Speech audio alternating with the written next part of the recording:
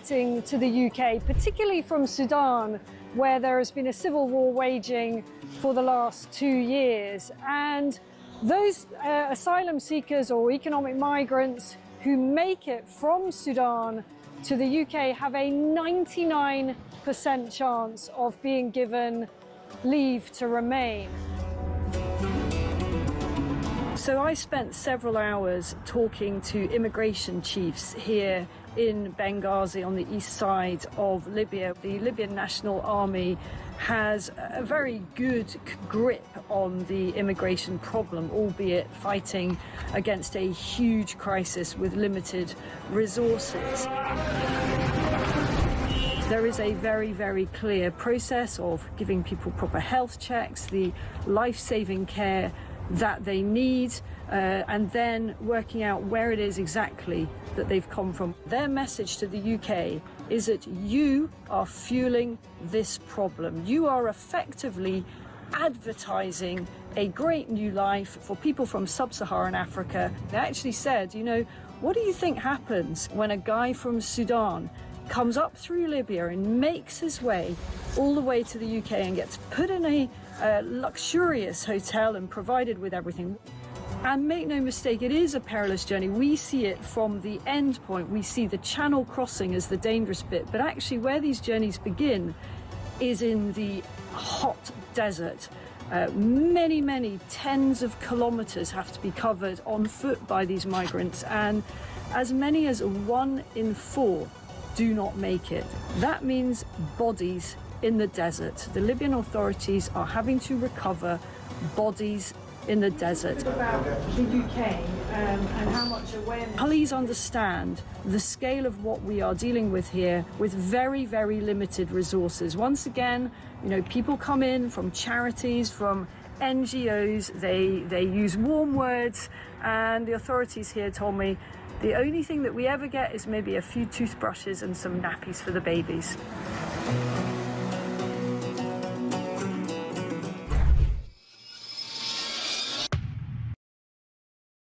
Across the UK, on DAB+, on YouTube, on your mobile, and on your side.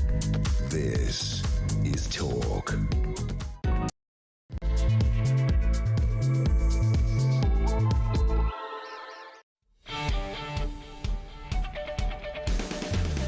Very good morning to you. Welcome to Tuesday. What is it? The 20th of January 2026. JK on Breakfast to Talk. It is, of course, the home of common sense, the place that alarm clock Brits and working Brits come to have their say on the news, whatever you're doing this Tuesday morning. If you're already at it, you're in the car, you're trying to get the kids out of bed, or like us, you're trying to work out where my microphone is, just get in touch. We're as delighted to have your calls as ever. Simon Danshuk, former Labour MP and Reform defector, doing the papers with me in a tick. But like I say, if you want to be on, 0344 499 1000. That's your number for voice notes, and 87222 for your text messages. And you're waking up to yet another Labour U-turn. Number 14 is in, ladies and gentlemen. However, I freely admit I'm going to surprise you this morning because Labour have U-turned on this Australian-style social media ban for under 16s. Originally, Starmer said, no, this is not right, this is against liberty. The Tories very strong on this. No, this is wrong. The high-tech companies need to take some responsibility. What's happening to our kids in school and social media-wise is not a good thing. And lo and behold, a big backbench rebellion from Labour, and Starmer's said, maybe I'll rethink. I'd love to know your thoughts, he says, dropping his pen. I'd love to know your thoughts on this morning. The government plan now to ban, social media in certain instances for under 16. Schools should play a part, parents as well. I've got teenage kids. I think it's a good thing. Maybe you disagree with me. 87222, start your message with the word talk. And I desperately want to start this show without talking about Keir Starmer, but every newspaper is screaming at me that his personal ratings are now the lowest of any Prime Minister in the history of the world. And my question to you is, it reaches 75%. That means that 3/4 of this country agree with me that he's a complete liability. But my quest this morning on Talk Breakfast is, where are the 20? There are 1 in 4 people in this country who think he's doing a good job. Can we find one? Do you know one? Can we source one? Does one exist? 4 5% of people questioned said he's doing a good job. They come from another planet. And also, we are on Defection Watch again today. Nigel Farage last week saying that today Reform will announce a Labour-related big name. Lots of names being floated. Kate Hoey, but she hasn't been a Labour supporter for 8 years. Is there going to be a press conference? Is there not? We will deal with it. And we should also tell you that Kemi Badenoch, this is brilliant, or Badenoch, warns Tory MP she will not tolerate any more psychodramas. She's going to deal with them. What's she going to do? Line them up against a wall and slap them? I don't know. It's fantastic. And just to put you into a good frame of mind, it's also the day that apparently Starmer will say, yeah, seriously, build a Chinese embassy. It doesn't matter about our security. Samara Gill, our roving reporter, went to the protest last night because sane people are going, why would you allow the Chinese to have an embassy that could be doing all sorts of things in the middle of London? And just to finish off before I bring in Mr. D, apparently today, front page of the Times, a healthy dose of optimism can stop you feeling ill. So all the people in this office who are feeling... They're basically not optimistic. Anything you're feeling optimistic about today, friends? 87222. Start your message with the word talk. And a very good morning to a man who saw the light, former Labour MP and Reform defector Simon Janchuk. Good morning. Good morning. Good to be with you. Yes, I was an early adopter to Reform. I was one of the first people to come over to Reform in, February 2024, January 2024. How was that received, by the way? Because we're on Defection Watch today. Yeah. And Nigel had said last week that he believes... Well, he said there will be a Labour defector today. We're keeping an eye on that. Any ideas? No ideas. I can only guess. And lots of names. People are ringing round. I've had loads of calls. Do you know who it is? Loads of messages. But I genuinely don't know. It'll be fascinating to see who it is who's coming. It's an ex-Labour MP, I'm given to understand. So it'll be interesting to see who it is. But yeah, I mean, loads more people coming over to Reform.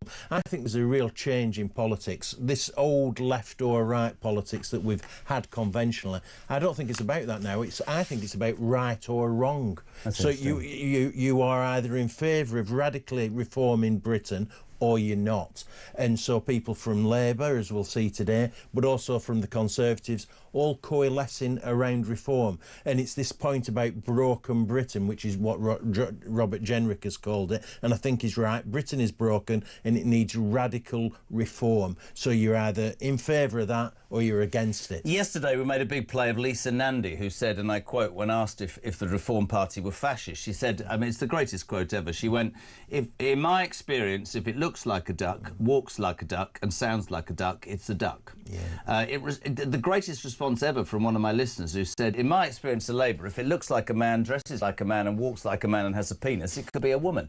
But you say everybody coalescing round reform. Do you believe that it's good about these Tory MPs coming? Do you think a Labour MP would be a game changer? Because loads of people who listen to this will say, I don't actually want it to be a party, a Tory party 2.0. I believe it should be new people. But do we not need a mixture? Is that not the reality for Reform? Yeah, and I think that's exactly what we're getting. Many of the people in Reform have not been in politics before. And those that are coming from the Conservatives, people from Labour like myself and whoever this person will be today from Labour are all putting country first. I genuinely believe that. You know, Robert Jenrick, I think, has seen the light. I think he's moved politically. I've moved politically to an extent, and all because we need to sort Britain out. You know, if you go out there, if you get out of the Westminster bubble, which I don't think enough of these members of Parliament do, you quickly find that there's loads of issues to be addressed. Of course there is. You know, and we live in a world now where MPs can, I'm not having a go, but MPs can stand on, you know, Gaza. They don't have to talk about anything local and they get elected. I think you're absolutely right. It is time for change. Let's talk about Keir Starmer. Yet another U-turn. Number 14. You and I are going to disagree on this because we've talked already. Starmer opens the door to an Australian-style social media ban on under-16s. This has been trumpeted by Kemi Badenoch. 73% of this country think this will be a good thing. My take is, I mean, I'm that old, Si, right? I've got teenage kids and they don't do reading and writing in school anymore. Everything's on email, everything's on Google, everything. I just think there's too much. And I put my hands in the air. My 6-year-old is on his laptop too much, and we control that. And I think parents should take responsibility. But when you see Brianna Gray's mum talking yesterday about what it did to her kid, and when we know the harm of social media, I mean, of course, he didn't go to it in the first instance because he doesn't get anything right. Is not this a good idea? No, I don't think so. I think it's a step too far. I think we need a more sophisticated solution. I really do. Which is what? Well, it's getting the companies that are involved in TikTok and Instagram and elsewhere. And there's a really interesting article on page 2 of the Times, actually, by Ian Russell. Yeah. And his daughter Molly Rose died, in similar circumstances all around social media pressure and everything else. But he's arguing there that we need a sophisticated approach. We need to get Instagram. It's very easy to have a ban, but things will go underground. I think, Do high-tech companies need to be given stricter rules within which to go, because they're making loads of money and they're getting away with it? And they can, these are tech companies. They can come up with sophisticated solutions. And as that article says, you can have public information being pumped through some of these platforms. You can have positive messaging reaching young people. But the pull of social media and the impact of social media, be it on kids or whatever, it's where people go and get their news now. And I just think that anything, let's put it like this, I think that anything that controls it, be it for high tech, be it from Parliament, be it from parents, has to be a good thing. Listen, alarm clock, Brits, 6:10. Love to know what you think of this. Is he right, finally, although he didn't make the decision first up? Should we have an Australian-style social media ban for under 16s? Or is Simon Danship right? It needs to be more sophisticated. The companies that provide this service need to be taking more responsibility. 0344 499 1000 for your voice notes, and 87222. Start your message with the word talk. Why did you quit Labour?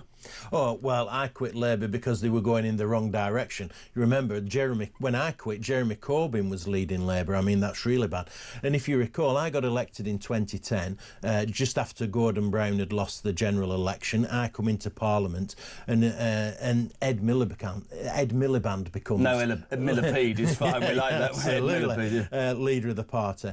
And he was absolutely awful. He's made a comeback, hasn't he? It's dreadful.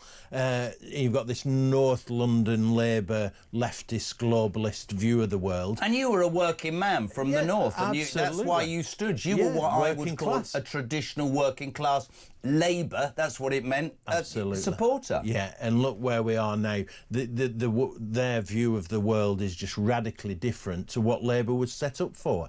And then it went to Corbyn after Miliband, and now it's gone to Starmer, and they're all of a type, aren't they? Well, I said something the other day which really got some traction, and I'm not interested in that anyway, but I never thought I'd say it. Christian always looks like he needed to drop his pen. I hated Jeremy Corbyn, and I disagree with almost everything that he's ever stood for. But I have a grudging admiration, Simon, for a man who laid out a manifesto, stuck to it, and got 34% of this country. This slime ball, there's nothing that I believe that Keir Starmer... And they won't come on and they won't talk about it. I used to have shadow cabinet ministers all the time. If you criticise Labour, it's really interesting, they won't have a conversation with you. I mean, his personal rating today...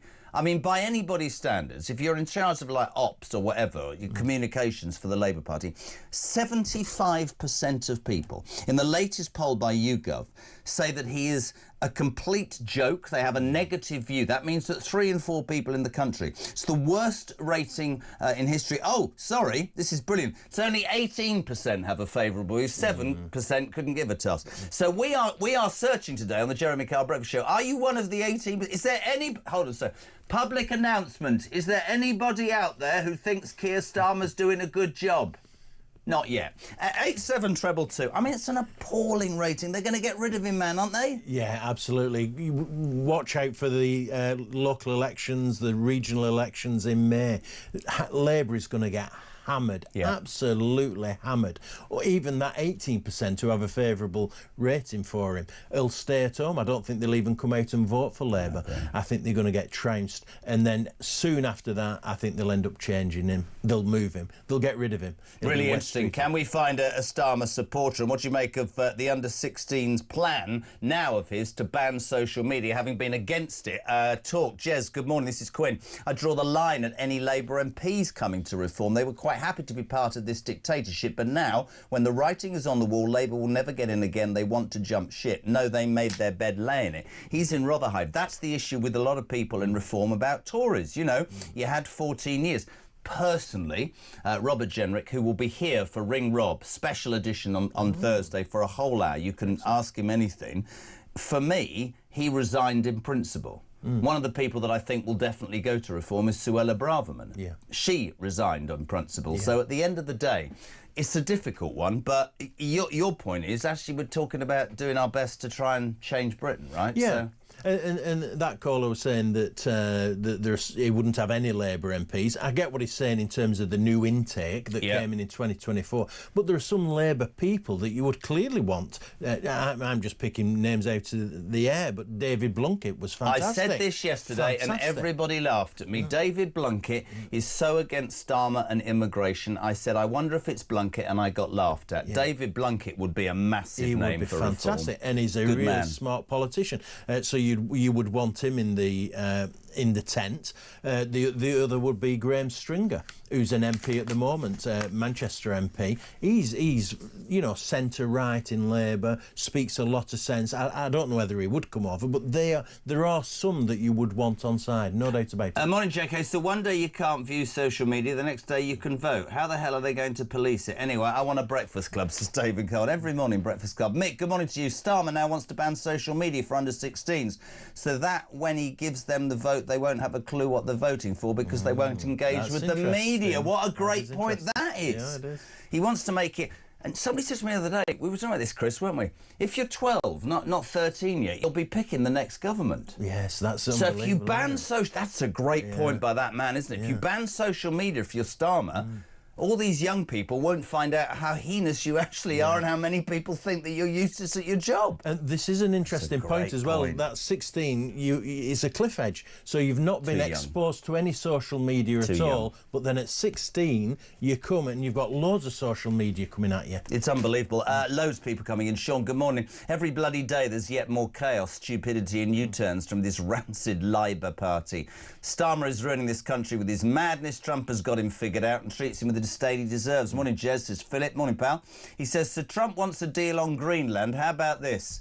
The USA drops threats of tariffs on the UK. The UK drops its plans to sell the Chagos Islands to Mauritius and China. That seems like a good deal and a win-win for both sides. This is Philip in Fareham.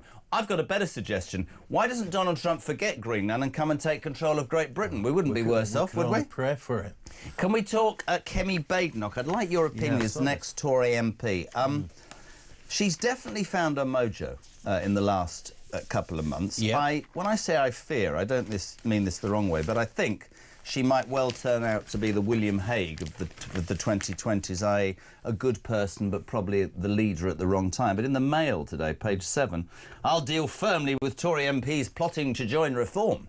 Line them up against a wall and tell them off. But she said, I mean, it was embarrassing for her. She said no more after Jenrick, and then Andrew Rossendale yesterday. I think she's going to have to handle the fact that more will be abandoning the ship, don't you? Yeah, absolutely. She has improved over recent months. I enjoy watching her at Prime Minister's Questions. She really tackles Starmer, so she's made improvements there. But she's on a loser here, isn't she? There's no doubt about it. I think more and more Conservative MPs are going to jump ship. Like you mentioned, Suella Braverman, I think will go to Reform. That would be my guess. But others as well. So she's on a hide into nothing, really. There's not a lot she can do to stem the tide, is there? It's this point. The Tory party's full of Liberal Democrats. Let's be perfectly honest. Those wet Tories have not gone away. And anybody with any sort of belief in whatever they think is right, and I think she's to the right, you're not going to get away with it in the Tory party. That's one of the reasons that Nigel's party in Reform has managed to garner the support it has, because, I mean, I haven't told you this story, I would tell it all the time and they'll go, here we go. Last election, interviewing a would-be Reform candidate who's saying to me, you know, strong borders, bigger military, law and order, lower taxation. Tory MP goes, well, that's far-right policy. And I looked at the bloke and I went, no, those are the policies that the Tory party that I grew up believing in. That you are so fundamentally wrong with the way you're saying that. It doesn't make any sense. No. You're exactly right. They are effectively Liberal Democrats. She would have been better off calling them out and getting them to leave the party rather than getting centre-right MPs to leave the party. But the biggest problem she has is a 14-year legacy of failure under Cameron and under, you know, other Boris even. Real problems, failing to deliver net zero, fanaticism, you know, failing to tackle immigration. People have had enough of that. The Uni Party, that's what they call it, you know, Labour, I think that's going to be very difficult for her. We are on resignation watch, or we call it defection watch here, Pete. So 11 o'clock today, we're expecting, but we're not sure.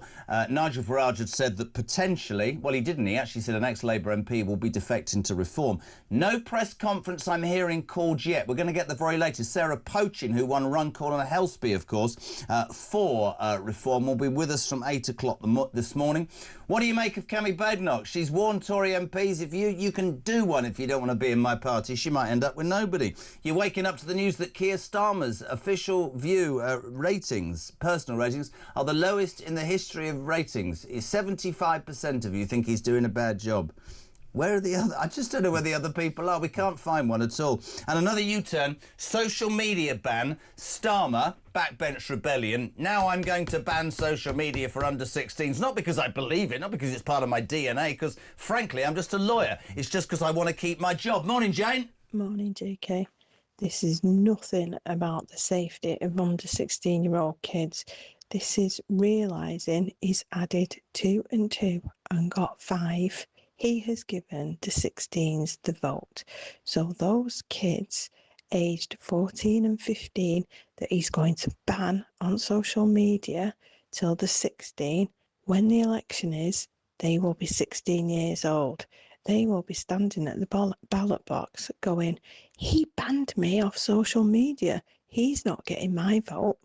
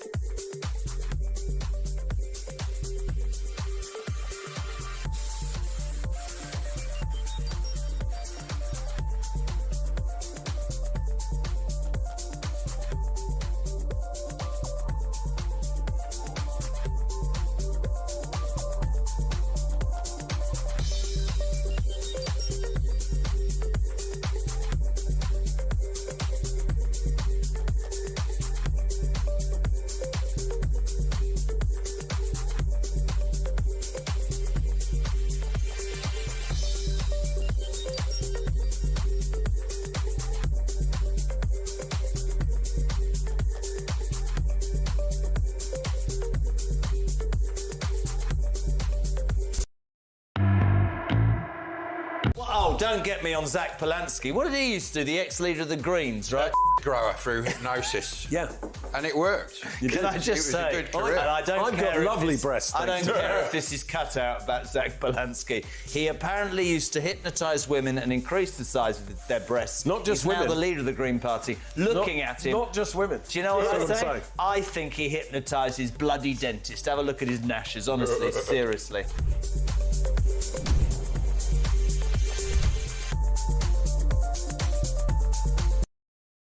Across the UK, on DAB+, on YouTube, on your mobile, and on your side. This is Talk. Welcome back, my friends. 6:23 on a Tuesday morning. Jeremy Carlin talks the home of common sense. It's the home of alarm clock Brits. You're waking up to the news that Labour's going to commit its 14th U-turn, this time on social media. It's on every newspaper. Front of the Daily Telegraph. British teenagers face social media ban. Under pressure from his backbenchers, Keir Starmer now saying maybe the Australian idea of banning all social media for under 16s is a good idea. What do you make of this? Is it a ploy so that they don't know, as you heard that voicemail, what's going on? Is it a good idea? Does it? I mean, Simon Danshuk, delighted to have him on papers. He thinks that the high-tech companies should take more responsibility. Is it them? Is it schools? Is it the government? you know, too much on social media is not good for our kids, and we're all responsible, I'm sure, for allowing them on sometimes, but some of what needs to be on there needs to be policed. Do you do that by policing the people who choose to watch it, or do you police, as Si says, the people who provide that content, right? Yeah, I think you need a smart approach. I think it has to involve schools, not letting kids use phones in schools. It involves parents having a responsibility for getting the kids off these machines, and it involves the tech companies as well. And you point out, this is exactly right. The only reason Starmer's going to ban these mobile phones for under 16s is because he's got 60 Labour MPs who are challenging him on it. He's got a children's bill going through the House of Lords. It's making various proposals, and then it's going to come to the Commons, and he's got another rebellion on his hands. He's not in control of his parliamentary This is my point that I said earlier about Corbyn. I could disagree with somebody from now till the end of time, but if I believe that they fervently have that in their DNA and that, then argue it with me. Yeah. But he flip-flops so much, and people think I'm being unfair to him. This is the 14th U-turn. Absolutely. There's no DNA, man. There's nothing, and I go, no, I don't agree with you, but actually fair play. Do you remember that famous... You won't like her, I thought she was amazing. The lady's not for turning. You can all turn, mate. This is my philosophy, Margaret Thatcher said, and if you don't want me, vote me out. Yeah, no vision. We don't have that anymore. He has no vision whatsoever, Great word. and that's what you need in leadership. Shane in Bournemouth, there should be a ban on borderline porn content on Instagram, Facebook, and a complete ban on TikTok. We are all guilty of being on Facebook. I'm not. But TikTok and Instagram are pointless platforms. I haven't looked at my Insta page in 2 years, and you wouldn't have a cat in hell's chance of finding me near TikTok. Far too sophisticated for that riffraff, sir. Have a good day. Hello to Bobby. Morning, Jez. Let's be honest, Starmer's less popular than the former Prince Andrew, who was the Duke of York, and like the Duke of York, Starmer marched us up the hill with yesterday's announcements just to slide back down. He must be laughing his head off. Trump must be laughing his head off. Starmer sent one Marine to Greenland who was in Norway anyway. Oh, God, we'll get on to Trump in a minute. Maybe Starmer's U-turn of an under-16 social media ban is how he's going to influence 16-year-old voters in the election. I think he'll be long gone before the next election. Hello to Damon from Wigan. Our Prime Minister is so weak he couldn't pick up the remote to watch your show. We need a general election now, and we need to be careful about who wins, because if it's not reform, I dread to think where this country is headed. Thanks, Jez. Good morning, Jerry. Jerry? Do you remember? No. Sorry. Bringing in an Aussie-style ban for under-16s will inevitably lead to everybody required to have digital ID, typical of that toe rag PM that we have. That's another thing. People don't like control, do they? Anna, your guest is right, Jeremy. It's about reforming Britain or watching it be destroyed. I moved my young daughter out of the UK when I saw what was going on with the grooming gang. She is safer in Finland. I truly wish the UK gets back on track, and that is with reform or Advance UK. Advance UK, what's that? Is that Ben Habib, Screw? Yeah. Yeah. I like him, actually. Yeah, I like Ben Habib, but it's not going to work. No, it's not going to work. And you no, talked about a phrase at the beginning about everybody coalescing round this one thing, and whether you like Nigel Farage or not, it feels politically as if that, right, is the way forward. Let's just talk about Donald Trump, because we touched upon it. I mean, this whole Greenland thing. Did you know that today marks a year since the Donald came back into office? We'll know about this Greenland debate. He says, I want it. They say, why? He says, security. They say, you're not having it. I'm not a big fan of NATO, to be honest. Sorry, I don't think it has much relevance at all. Yesterday, did you see the Prime Minister's speech? Honestly, it was about as inspiring as cold tapioca, which we had at school. He stood up and he basically did what he always does, which is, this is wrong, but we won't take any action back. We'll have a chat with him. I mean, honestly, the man is incapable. And, of course, Donald Trump is a businessman. And he just... Every time I think of Donald Trump and Keir Starmer, I see that footage. Please don't play it, because it winds me up of... It was about a year ago, and they came out in the sunshine. I don't know where they were. And Donald Trump's got a big file, and he drops the papers, and Starmer drops to his knees and starts scrabbling about picking the paper up for him. Yeah. Do you know what I mean? Yeah, that's how I see their relationship. I made a note of that, actually, because I was going to raise it. It's funny you should mention that. The relationship between Starmer and Trump is... He got it wrong from day one, did Starmer, didn't he? Do you remember, before that incident, he was in the White House trying to phone over Trump, trying to get his attention. And it's the exact opposite what you should do with Trump. Trump doesn't like, you know... Trump likes people standing up to him and calling him and just getting on with it. Of course he does. Just say, no, mate, I'm not having that. All right, then, well, let's have a chat. Exactly. You have to challenge him a little bit. Yeah, I it's agree. so obvious to see that. But he's there giving him a letter from King Charles saying, oh, please come and visit. Then he's picking the papers up off the floor, phoning all over him, and you get no respect from Trump. Well, why would you get... And that Exactly. moment that went viral when I commentated on it, when he called him forward and just like, all right, little boy, you can go now, was just the greatest moment. This is actually Trump yesterday on Greenland. Well, actually, overnight. He's not backing down. I don't know whether he's just making a play. I hear people going, oh, my God, World War III, this is a disaster. God knows. This is Trump on Greenland. We have to have it. They have to have this done. They can't protect it. Denmark, they're wonderful people. And I know the leaders, they're very good people, but they don't even go there. And, you know, because the boat went there 500 years ago and then left, that doesn't give you title to property. So we'll be talking about it with the various people. You just know he's going to get his own way. In response, this was our Prime Minister yesterday, sounding very forthright, not? I've been so clear on this issue. A trade war is in no one's interest. And my job is always to act in the UK's national interest. That is why yesterday I spoke to President Trump, to European leaders, and to the Secretary-General of NATO to find a solution rooted in partnership, facts, and mutual respect. Because that is how strong alliances protect shared interests. No, they don't, you stupid man. They don't, because Donald Trump, as Simon quite rightly says, is not into debate and partnerships and reasoned debate. You should stand up to Donald Trump. If I was Keir Starmer, I'd have gone, listen, we're mates, but I'm going to tell you something. You know this £81 billion tariff bazooka, the EU? I'm going to fire that at your art. Nearly said the wrong word. And I promise you...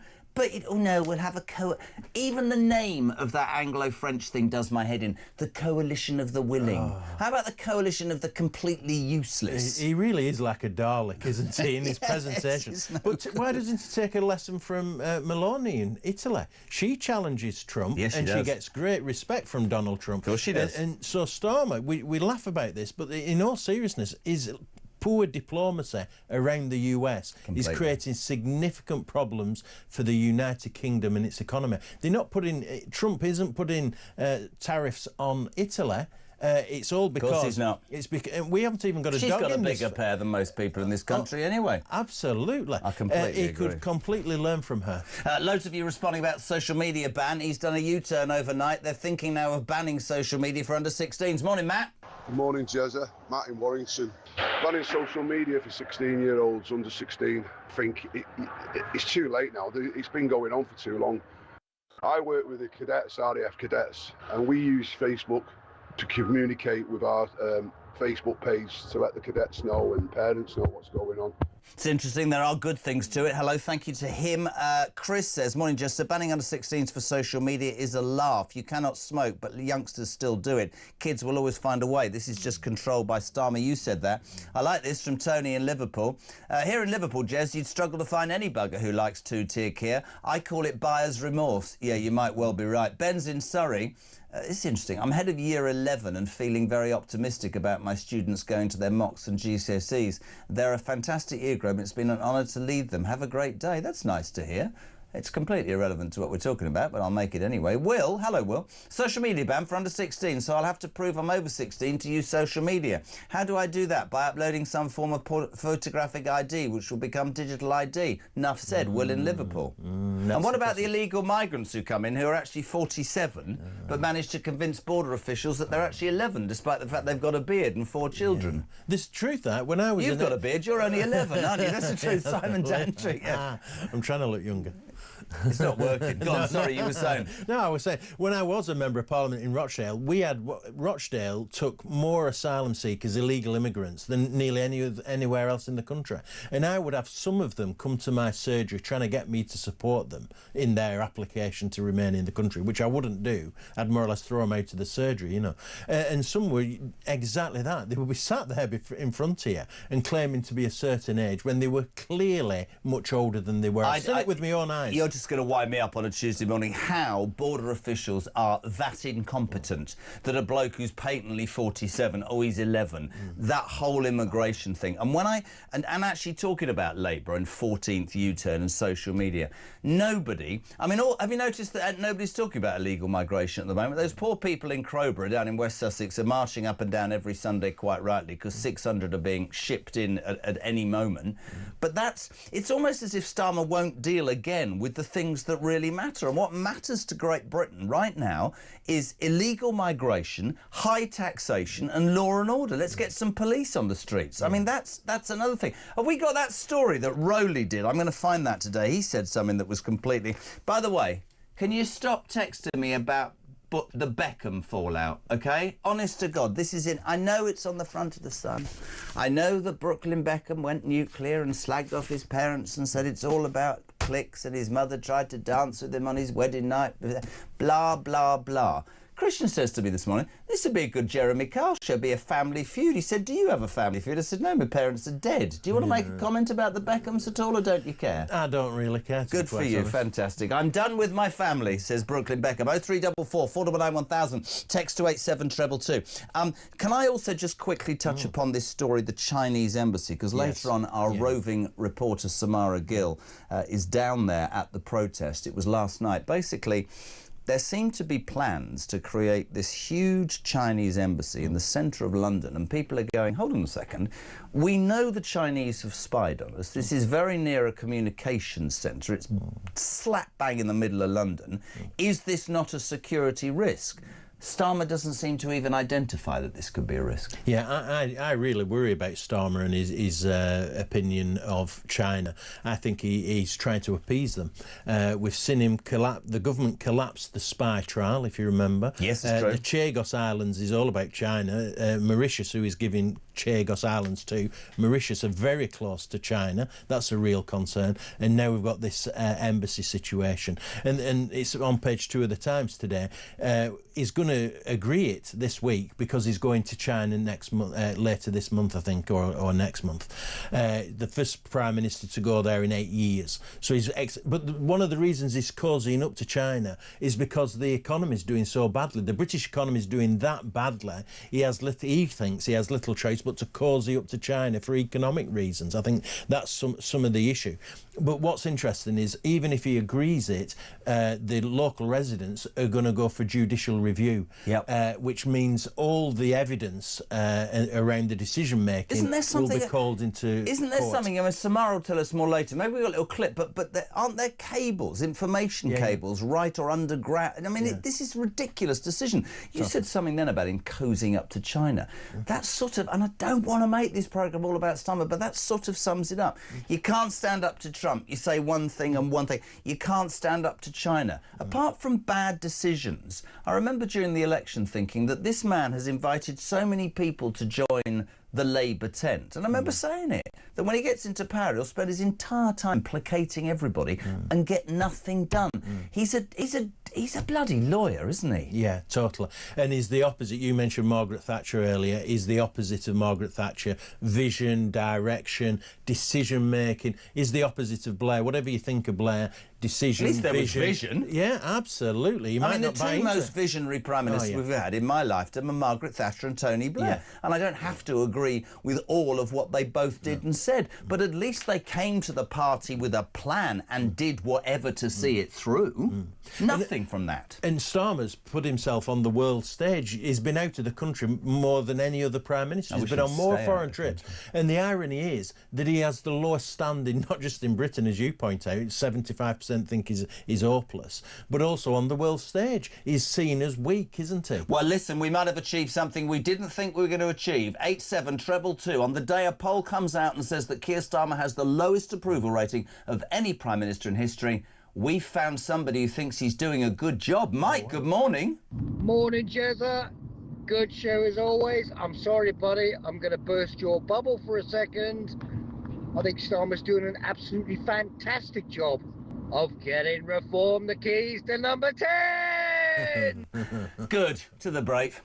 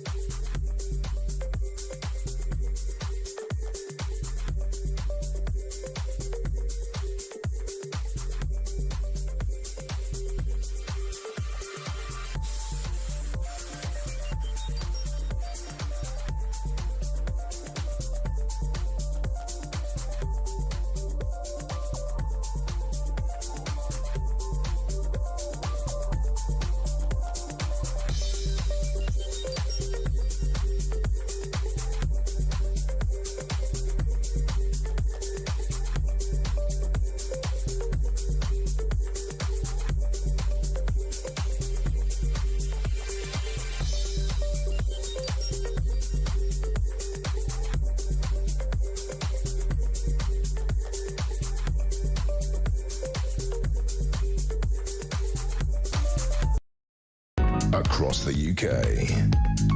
On DAB+, on YouTube, on your mobile, and on your side. This is Talk. Morning, my friends. 22/7. We're live across the UK on Talk. It's the home of common sense. It's where the working Brit comes to have his say. You're waking up to the news that Keir Starmer is committed to a 14th U-turn. He's now decided, under pressure from his own backbenchers, that he should maybe try and look at, potentially, I'm using every word that he'd use, maybe it would be worth considering banning social media, but maybe it wouldn't for under-16s. Talk, this is brilliant, from Lynn in Devon. If he does that, all 15-year-olds will then identify as 17-year-olds, which is spot on. Just regarding Starmer banning social media, 2 words for him, says John in Maidstone. Good luck. JK, that's Starmer's 14th U-turn. When he said he will stand up for UK's interests, he's right.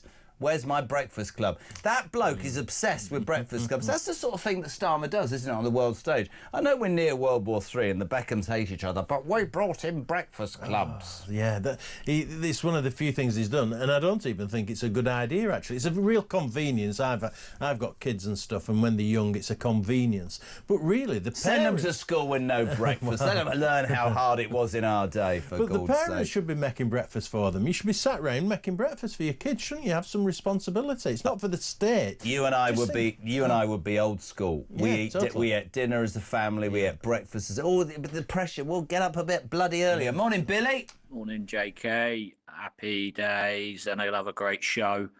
Billy from Ferrymere. Hey, don't be fooled by this Starmer and 16-year-olds or teenagers being banned from social media. They have that much faith in the indoctrination they do in schools that banning them from social media will just keep them away from the truth, and sort of the advertisement of the other parties like Reform. So indoctrinate them in the school, make sure they're socialists and fascists, get them to the ballot box nice and early when they're 16 and they've got their vote. Yeah, Labour ain't stupid. Don't underestimate them. Have a great day. And what a win against Spurs. Up the Hammers. Good boy, he's a Hammers fan. Are you a football fan? I don't do football, but my youngest lad is a big Spurs fan. So we do go on Spurs now and again. Yeah, well, good. You're absolutely useless. I'm trying to find something. I'm so sorry. Yes. We're going to speak later on to an amazing man called Chris McGovern, who's the chairman of the Campaign for Real Education, just talking about this social media ban and taking in something else. This is something that I think will interest people a lot. Education is the most important dividing line in attitudes towards immigration and support for right-wing policies in the UK, according to research, A new report from the National Centre for Social Research revealed that people with qualifications below A-level have more than double the likelihood of supporting the Tories or Reform UK compared to those with higher levels of education. What a condescending load of tripe that is. So basically, if you're not that intelligent, you'll vote Reform, is what this says. I'm just going to stick my neck on the line. We haven't spoken about this off air. I really worry about the education system in this country. I think it's also something that whatever the next government is needs to concentrate. Yeah. I'm a bit old-fashioned. When I hear, winning's a bad thing and losing's, important and let's all sit round and... No, winning's all right. Let's learn about the 3 R's. This is the only reason why I would also talk about a social media ban. Let's teach kids to read and write and be respectful and get off their bloody computers and be competitive at sport and all of that. But just this sort of research, to me, this story, sums up how the establishment will fear for its life over a Reform government. How condescending to say that people with qualifications below A-level have more than double the likelihood of supporting Reform or the Tories. Who do these people think they are? And it's implying that if you have qualifications, you're more intelligent. Many people who don't have qualifications, have not bothered going to university, whatever else, are highly intelligent. That's the reality of it. Common sense. Who'd have thought it, eh? Exactly. Yeah, but there is an issue about indoctrination, which that last caller made. Schools, I've got teenage kids. Schools are very left-wing. Many of the teachers, they tell me, are very left-wing. Well, and universities are even worse. Well, this is my point for doing the story. So you've got research that would support, the government's probably paid for this, saying, if you're thick, but basically if you're thick, you'll probably vote for Reform. My daughter's at Edinburgh University. I genuinely, I can't even talk to her about it most of the time. Indoctrination be off the scale. she was telling me a lecturer said to her, you do know Britain's caused all the world wars and all the trauma across the world. Literally, this is being said. I told the story before about my son's leaving day last year, speech day. Somebody from the BBC, I can't remember his name, funny hairstyle, bald head. I mean, literally stood up, and there's 1,000 people in the tent and said, your parents have let you down by voting for Brexit. Your parents have let you down by supporting, you know, all these things. This is Farage is a disgrace. And I'm sat there thinking, not only is this indoctrination, it is so one-sided, but to me, research like this and that attitude in schools is another battle that, if it is reform, are going to have to fight, because there's something in the establishment that looks down. It's how dare you say, if you're not that intelligent, you'll vote for the Tories or reform? You're telling me Labour voters are highbrow? Oh, yeah. I don't mean to be rude to you or any Labour voter. Labour voters are working men and women, people I respect. But what is that? That's appalling. But that's why Labour's losing all these people, isn't it? The so-called Red Wall will not be voting Labour in the next general election. I mean, do you think they've given up on the Red Wall, Labour? Do you think that? I mean, because that's really interesting. I think they probably have. I think they're desperate. I think they're floundering around, actually. I don't think they know where they're at, actually, and Starmer's just not providing that leadership. If you compare and contrast the Labour Party now with what it was under Blair in the late 1990s, there's no comparison between the two at all, actually. I think they're really struggling. They're losing control. I think they're struggling, and I think we always talk about it a lot on this show about, you know, direction, but it's all about ideology. You know, this schools thing, I would come down like that so hard. I'd stand up to Trump. There's all sorts of things, but he's just, and you said it, and I hate the fact that all these shows, we all say the same thing, which is, you know, you called him a Dalek. You're right. I don't want to make it personal, but there's nothing that inspires me to listen to him. There's nothing that inspires me to believe that he can lead us in a direction that makes bleeding sense. You're so right, Si, what you say, just floundering around being all things to all people and, you know, let's not offend people. No, let's put our foot down and offend a few people if it means we get something done. But you see him perform there. He looks to me like he's like a rabbit in the headlights. Yeah, he's got worse as well, mate. He has. He's not natural at all. It's as though he's just reading from a script. He's not relaxed. He's not sure of himself. No, I think watching him there perform, it's the same at Prime Minister's Questions. He's got the script. He's got the answers written down. He's rehearsed some There's nothing from jokes. The gut, is there? There's nothing from the gut. And he's got less natural, actually, the longer he's been Prime Minister. I think he's struggling to be Prime Minister, actually. Do you? Too big a job for him. I don't think he can cope with it. I think he's been over-promoted through life, actually. I think he couldn't cope in the private sector when he was a lawyer and a barrister, so he went into the public sector, into the Crown Prosecution Service, and he didn't do particularly well there. Well, he became Director of Public Prosecutions, and Boris, the one thing I do agree with Boris in, because he once stood up and said, you let Jimmy Savile off, didn't you? And everybody completely howled, but it's true. He was in charge of the Public Prosecutions Office, and they let Jimmy Savile through their fingertips. That is the truth. Yeah, absolutely. And Starmer, and I have, you know, I studied these subjects. He makes big play of the fact that he started to tackle the grooming gangs, the rape gangs. Where's your inquiry then?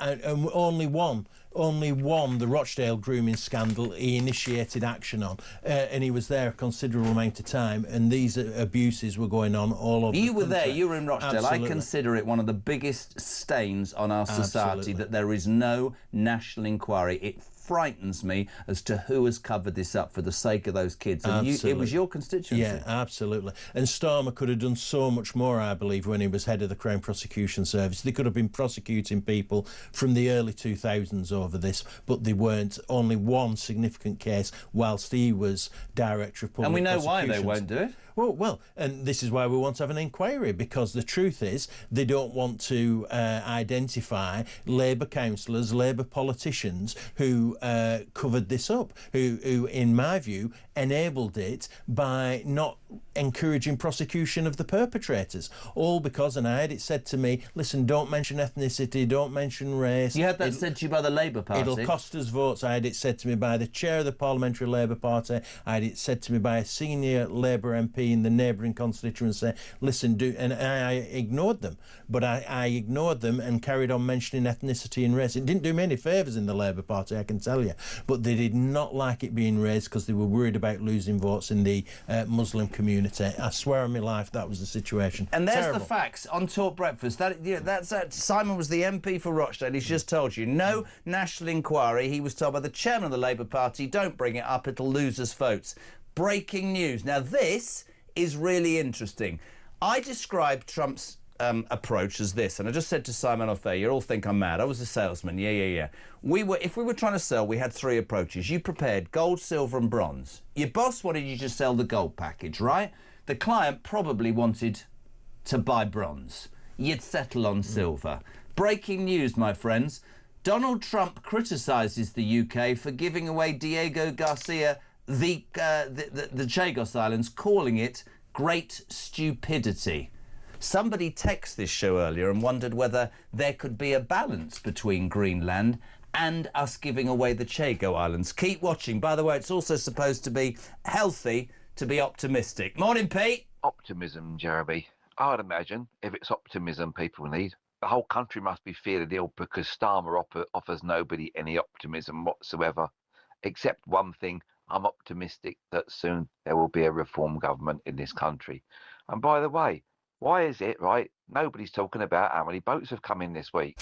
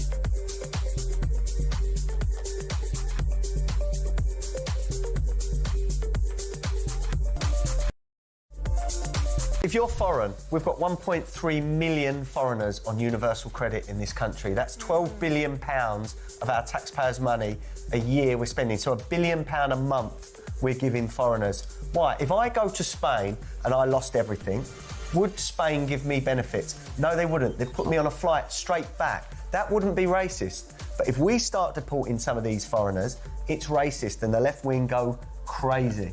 So we've got to sort out our system, otherwise we're going to be bust.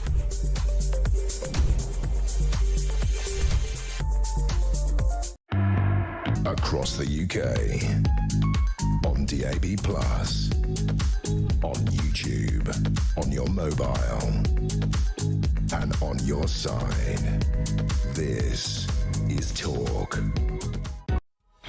Welcome back to breaking news. Donald J. Trump has just posted this on Truth Social. Shockingly, our brilliant NATO ally, the United Kingdom, is currently planning to give away the island of Diego Garcia Chagos, the site of a vital US military base, to Mauritius, and to do so for absolutely no reason whatsoever. There is no doubt that China and Russia have noticed this act of total weakness. These are international powers who only recognise strength, which is why the US of America, under my leadership, is now, after only 1 year, respected like never before. The UK giving away extremely important land is an act of great stupidity and is another in a very long line of national security reasons why Greenland has to be acquired. Denmark and its European allies have to do the right thing. Thank you for your attention to this matter, President Donald J. Trump. I've been saying this for bleeding ages, Simon, and I've been saying this for ages, right? Giving away the Chagos Islands, move away from the sovereignty issue, security, it's bloody ludicrous. We are giving an island that is under our control and secure to Mauritius that is in China's pocket, and probably worse to sell to the British people is, you didn't know this, every single Mauritian will not pay any income tax for 16 months and their national debt will be gone because that idiot Starmer's given them 16 billion quid when we are financially on, excuse me everybody, our arse. This is a massive moment because Trump will use this against Greenland, and I hope he turns the screw on Starmer. The Chagos Islands is completely ludicrous, man. He is turning the screw on Starmer. It's as though Donald Trump's been listening to the show, listening to our conversation. I know. It's exactly what we've been talking about. Trump says there is no doubt that China and Russia have noticed this is an act of total weakness. Of course it is. This is weak leadership. This is Starmer all over. And thankfully, Trump is calling him out. He's saying exactly what we've been talking about. Starmer is a weak leader, and it's seen all over the world. It's it's a disaster. This is really interesting though, because what will we get, Christian? Are we going to get another bloody? He's going to call a press conference and go, "I'd like to say that I honestly, Donald Trump, love him or loathe him, and plenty on the first anniversary of him being back in the White House. And I get this; it's a split. There is much that I don't agree with, but this is an absolute. This is what we were talking about earlier. Keir Starmer is a European human rights lawyer who has given away, and all the people who go, what are you talking about? We don't own it. It's a strategic military base that has been part of us for a long, long time. He and his, what's that hideous lawyer, Hermer? Oh, Hermer, yeah, Lord Hermer. They think it makes them look good in terms of human rights if they give away this land. Decolonisation. Yeah, notwithstanding the fact that Mauritius is in China's pocket, and my thing is that we're utterly, utterly skint. You've got that, and then as Jay's about to tell me in a voice note before the news, you've got him rolling over for the Chinese, Starmer. It's just messy. Oh, absolutely. And the hypocrisy as well, because what Starmer's also saying is it's for the Greenlanders to decide what happens to Greenland. Well, that's not what he did with the Chagos Islands. Thank you very much indeed. Total hypocrisy. And he's being called out by Donald Trump. Thankfully. Tony's just, I said I'm on X, the Chagos Islands has just blown up in Starmer's faith. Trump is raging on Truth Social. About time somebody raged about the Chagos Islands. And Simon Danchik, repeat what you just said because you've nailed it. In green, that's the difference between Greenland and Chagos. If you didn't hear this, just listen to this. What did you just say? So the hypocrisy is Starmer is saying that Greenlanders should decide what should happen to Greenland. But the hypocrisy is that Chagos Islands, he doesn't let the Chagos Island people decide what happens there. If you're waking up to talk breakfast, yes, he wants to ban social media and under 16s. Yes, his approval rating's the worst ever, Keir Starmer. Yes, we're on defection watch because this morning, allegedly, Reform will announce a major name in Labour has gone to Reform.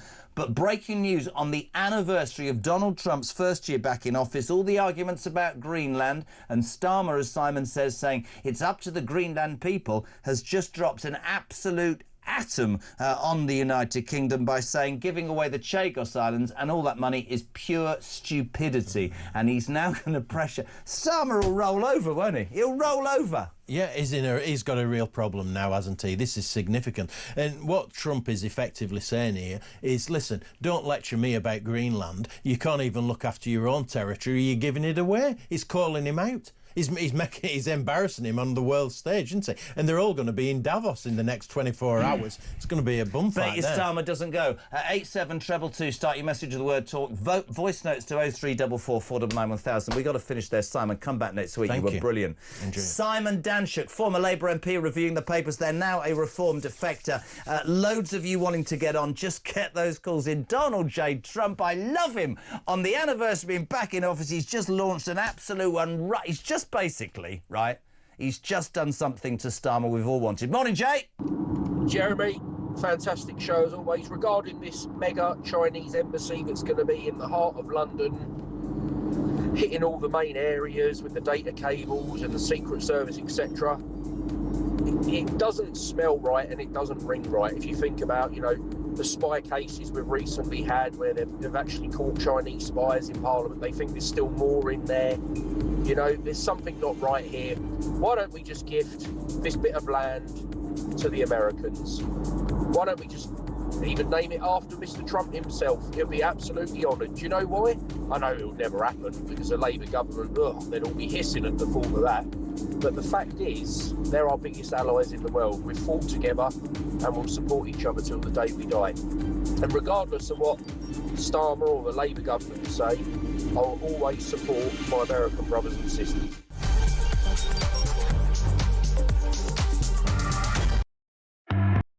Across the UK, on DAB+, on YouTube, on your mobile, and on your side.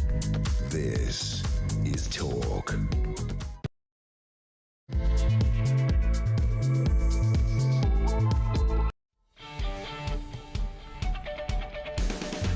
Welcome back, a very good morning. Welcome to Tuesday, the 20th of January. We talk breakfast, of course, the home of common sense and the home of Alarm Clock Brits. Just gone 7 o'clock, all the news out the window. Breaking news in the last 10 minutes.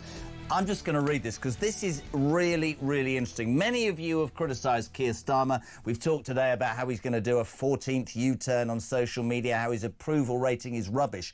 But breaking news about the Chagos Islands. Many of you listen and watch Talk are absolutely been saying for months, we're just giving away the Chagos Islands. The Chagosians have no choice in this. They don't even know about this. And we're giving away 16 billion. This is Starmer doing his human rights rubbish. Well, he has just frankly been called stupid by the most powerful man in the world. Donald J. Trump has just posted this on Truth Social and I think sums up his approach entirely about Greenland and everything. He says, and I quote, "Shockingly, our brilliant NATO ally, the United Kingdom, is currently planning to give away the island of Diego Garcia, the Chagos, the site of a vital US military base, to Mauritius, and to do so for absolutely no reason whatsoever. There is no doubt that China and Russia have noticed this act of total weakness. These are international powers who only recognise strength, which is why the United States of America under my leadership is now, after only 1 year, respected like never before. The UK giving away extremely important land is an act of great stupidity and is another in a very long line of national security reasons why Greenland has to be acquired. Denmark and its European allies have to do the right thing. Thank you for your attention in this matter." Simon Danshuk, former Labour MP and Reform defector, just absolutely nailed it by saying this has skewered Starmer on the international stage, and I'll tell you why. Total hypocrisy. This is a man who yesterday said, it's not for Donald Trump to decide what Greenlanders want. Greenlanders should vote on what they want. But you didn't give the vote to the Chagos people, did you? You gave it away to Mauritius, which is in China's pocket, without even so much as a debate. Starmer, excuse me, being found out and called out as stupid by the most powerful man in the world. Loads to talk about. That's just, wow, that's put the cat amongst the pigeons. We'll say a very good morning to the chief political writer at Spiked Online. We love him, Brendan O'Neill. Breaking news, Brendan. That, I think, is, I mean, I have said for ages, I can't marry in my head giving away something and 16 billion so that the working men and women in this country who are struggling, and Mauritius, its people are debt-free and pay no income tax for a year and a half. It never sat with me. Donald Trump's called it out. Trump has got Keir Starmer banged to rights there. Absolutely nailed it. He's absolutely right. Handing over the Chagos Islands over the heads of the Chagosian people who didn't want this to happen and giving away all that money. It was an act of weakness. It was an act of stupidity. It's one of the most stupid things the government in this country has done for a very long time. And Trump is absolutely right. It will have indicated to the other great powers, especially China, that Britain is a wimp. We are the wimp of international affairs, thanks to Keir Starmer, and we're giving away pieces of territory without even thinking twice, and as you say, without even having a debate about it. Ronin, can I jump in? Because Ronin Bridlington has just sort of, you know when something clicks in your mind, and I think we have to look at this. Rod says, morning, Jess, yes, totally stupid. But correct me if I'm wrong, and he's right, by the way. Didn't Starmer say at the time that he'd spoken to Donald Trump about giving it away and Trump was all right about it? So did he lie to us at that point as well? Maybe Trump at that point hadn't thought through the full implications of it. I mean, that would be a generous reading. But he's right in what he's saying now, because it is so obviously just a stupid geopolitical move, as well as being an insult to the people, the Chagossian people, and also to British people. All our hard-earned tax money being handed over to Mauritius. It's absolutely bizarre. So I just think... And then at the other point, of course, is Keir Starmer's spectacular hypocrisy. Whereas you say he kind of wags his finger at Washington saying, don't intrude on the Greenlandic people's sovereign rights, when he does the same with the people of the Chagos Islands. So it just reeks of hypocrisy, it reeks of weakness, and it sums up this government. Love to get your take on this nice and early on the show, 7 minutes past 7. Breaking news, Donald J. Trump basically calling Keir Starmer stupid, giving away the Chagos Islands for no reason whatsoever. China and Russia will see this as weakness. I'm about strength. And the hypocrisy, the importance, as Brendan has just said, peeps, is on the one hand, Starmer yesterday, Greenlanders should decide who runs Greenland. But you didn't give the Chagossians that, did you, Starmer? You gave it away with your mate Herma because you think it made you look good on the international stage. Love your take. 87222. Start your message with the word talk. We'll keep it on Starmer, actually, Brendan. We'll talk in a minute about the defections and stuff. I want to talk about this Chinese embassy. Our roving reporter, Samara Gill, was at the protest last night. We might play that in a minute, actually. But interestingly... today's the day that Starmer will make the decision. This is a massive embassy for a country that we know has spied on us, being built in the centre of London amongst all the security and vital stuff that isn't supposed to be known. And many who are in the know, Brendan, say this is a massive security risk. But all they see is Starmer cozying up to China. What are your thoughts? You know, every time I read about this new vast embassy and how close it will be to, you know, pretty sensitive technology and information, I just think, what's going on in this country? Why are officials not able to think straight? Why can't they just sit down? And this doesn't mean having to say, we hate China, kick China out of Britain. Obviously, in the modern era, countries need to have a relationship with China. China is a huge, burgeoning economic power. We've got to have a connection with it in some way. But that doesn't mean we have to lie down and roll over and take everything that China says or do everything that China wants. There does come a point when you have to say, what's in our national interest? But we know that Starmer hasn't got the balls to do that because he can't do it to Trump and he's not going to do it to China. So he cozies up and then he gets caught out, right? Absolutely right. He's like this little puppy dog caught between Trump on one side, who he's scared of, it seems, and China on the other side, who feels he has to bow down to for presumably economic reasons. There's no sense in this country of the national interest anymore. And you know why that is? That's because our rulers have spent the past 30 or 40 years rubbishing the whole idea of the national interest. We gave up sovereignty to the EU for decades. We don't control our borders. We don't really believe in Britain as a nation anymore. So why on earth would we have politicians who think about such things as the national interest? And they're not thinking about it here. They should sit down, have a cool, calm discussion about whether it's right and proper for a nation that has spied on us to have this vast embassy in a sensitive area and then say no. But they seem incapable of doing that. I'm just looking, actually, he won't come on this show, but just looking at Darren Jones, Chief Secretary to the Prime Minister, being skewered on Sky. I wanted to talk about... This is the man who said that nobody, but they're all women and children. Honest to God, I cannot believe the incompetence. This is interesting. Did you see yesterday when, I don't know if you did, Lisa Nandy, the Culture Secretary, when asked about, you know, was reform full of fascists, said, and I quote, there's a reason for me telling this, in my experience, if it looks like a duck and it walks like a duck, it is a duck. Dennis in Manchester says, Jez, in terms of the new Chinese embassy and in the language of Lisa Nandy, if a secret room looks like a torture chamber and is kept secret like a torture chamber, it's probably a perfectly innocent room to be used as a gym or something. I hope I've got that right, says Dennis in Manchester. He's absolutely spot on, isn't he? Absolutely spot on.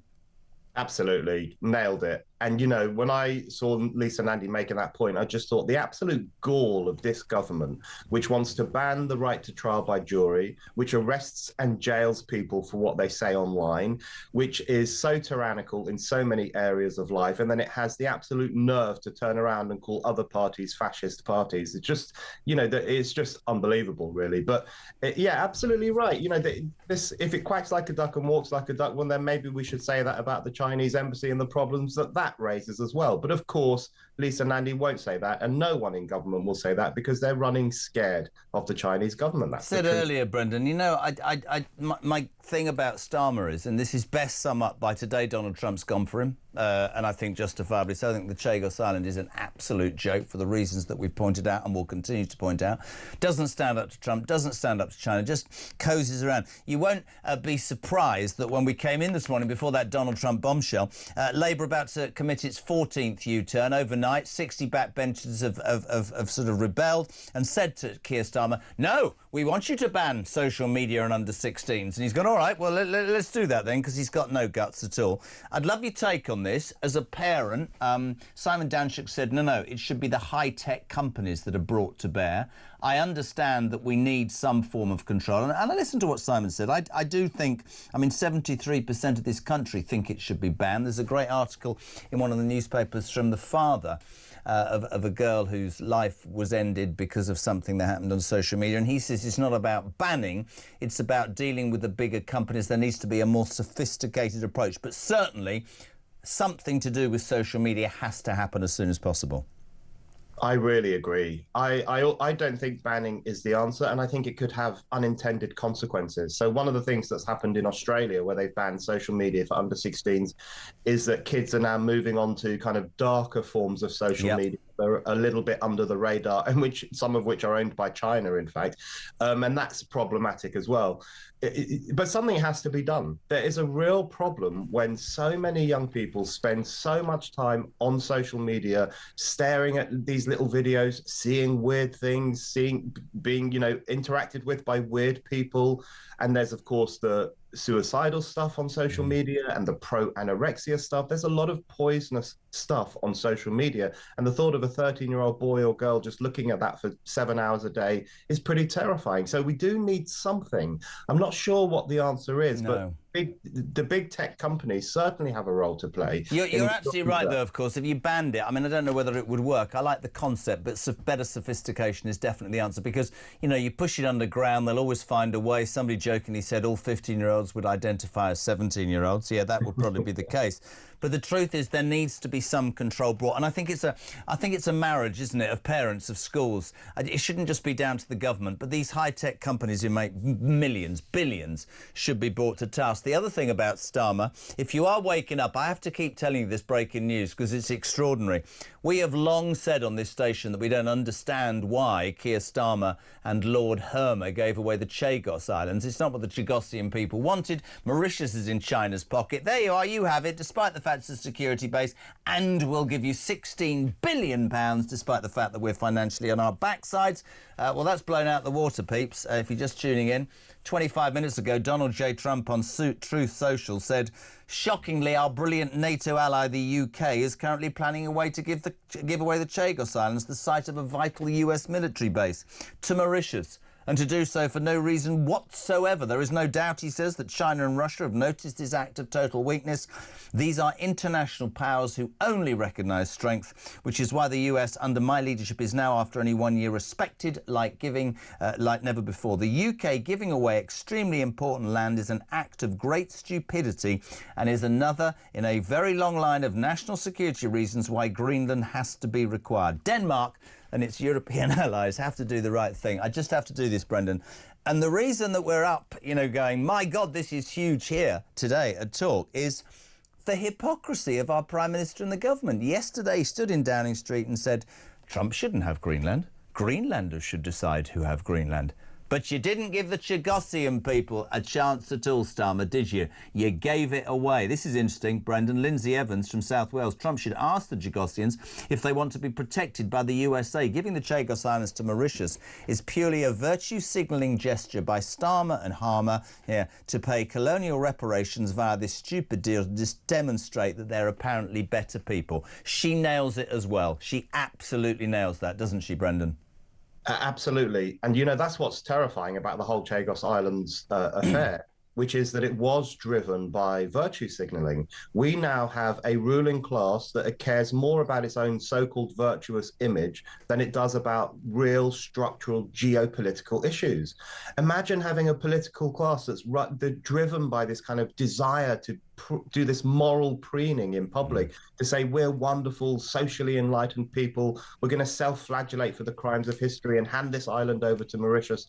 That's not how these kinds of matters should be sorted out. And Trump's note is absolutely devastating. And I know the Liberal establishment and the Labour Party will say Trump needs to butt out of Britain's affairs. The truth of the matter is that what he has said this morning is devastating to this government. It really is. Just been past it. I've had Isabel Oakeshott on. We're going to get her on the show for a comment before 8 o'clock. The cost of Starmer's Chagos deal. You ready for this, peeps?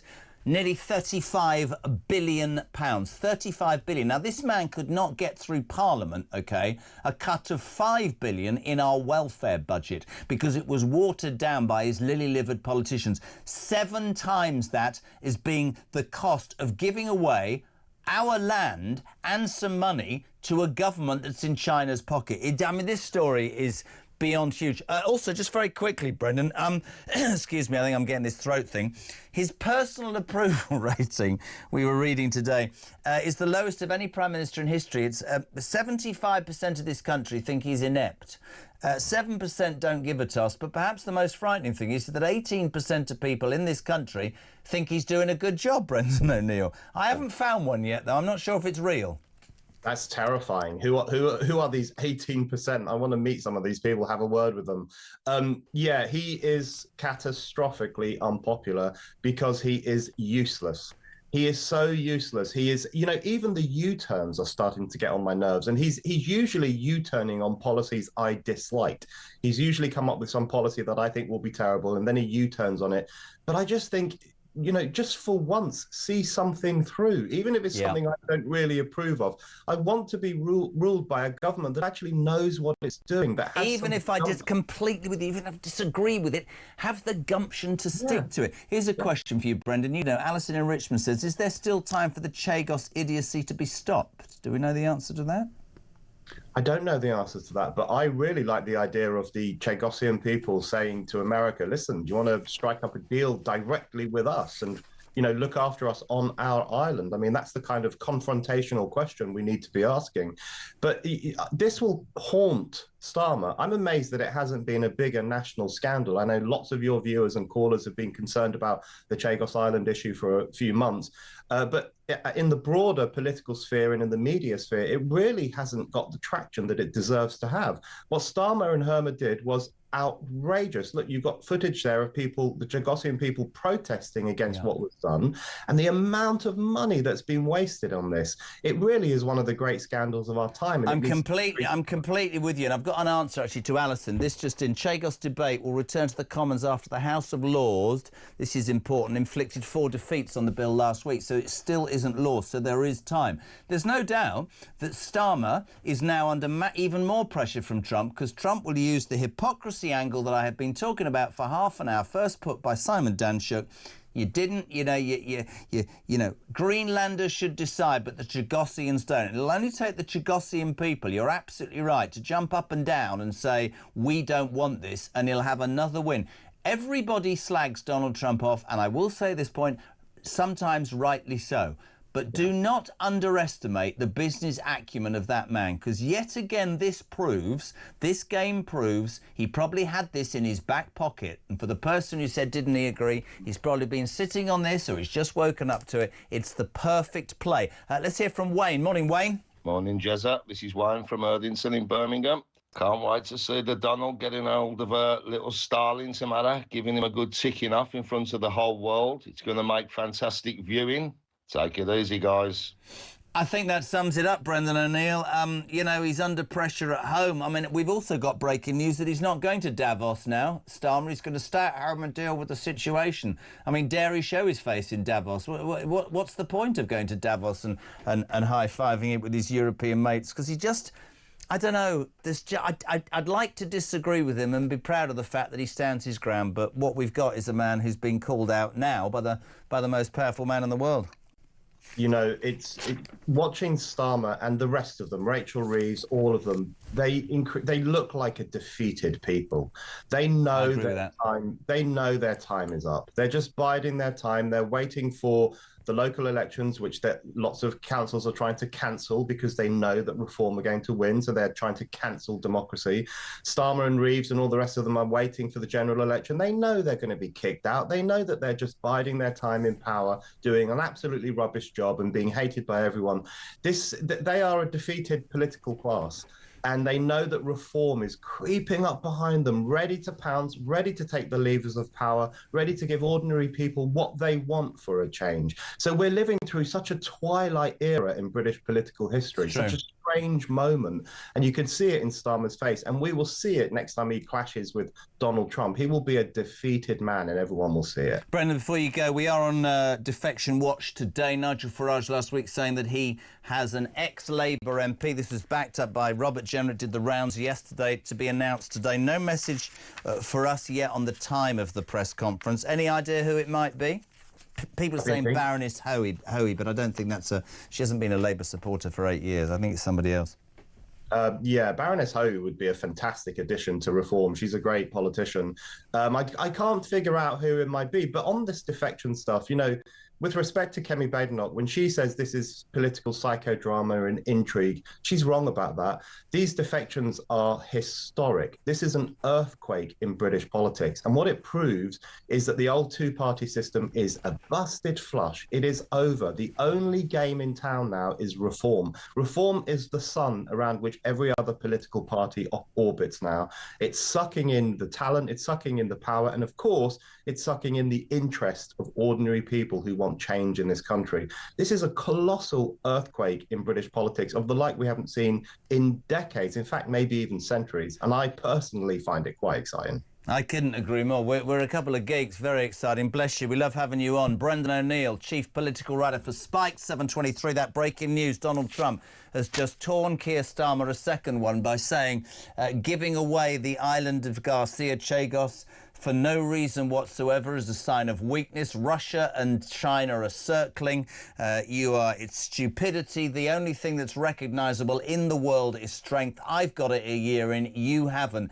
And he's highlighted the hypocrisy of Keir Starmer in an instant. Yesterday in Downing Street, Greenlanders should decide, not Donald Trump. They should vote on it. Really? Because the Chagosian people, my friends, they didn't have a choice. Herbie's in Harrow. Morning, Herbie. Good morning, Jerry. How are you this morning? I'm all right. I haven't got much time. What you got for me, kidder? Can you help me raise some money to take this man to court for treason of this country by giving away our security and also paying to give up our security, for God's sake? This is the point that people, I hope they know by now.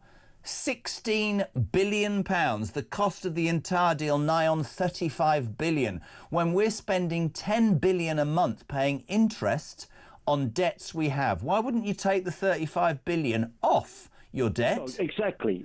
Jeremy, look, the man needs to be taken up for treason because he's a danger to the country and he's endangering our security and our well-being. He needs to go. We need to take him to court for treason because I think it's a treasonable thing that he's done.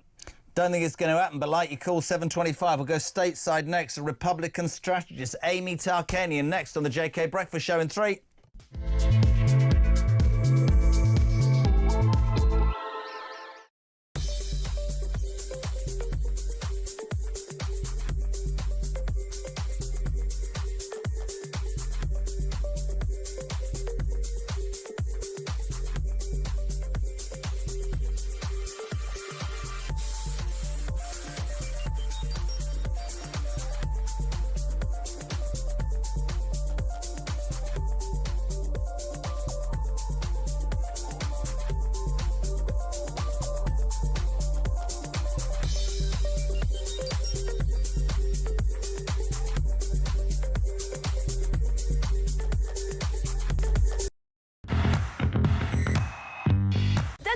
call a chat. It's so like, oh, I'm doing dry January. It's just like, go have a drink. Come on. What I think about dry January, I don't like any of this puritanical stuff.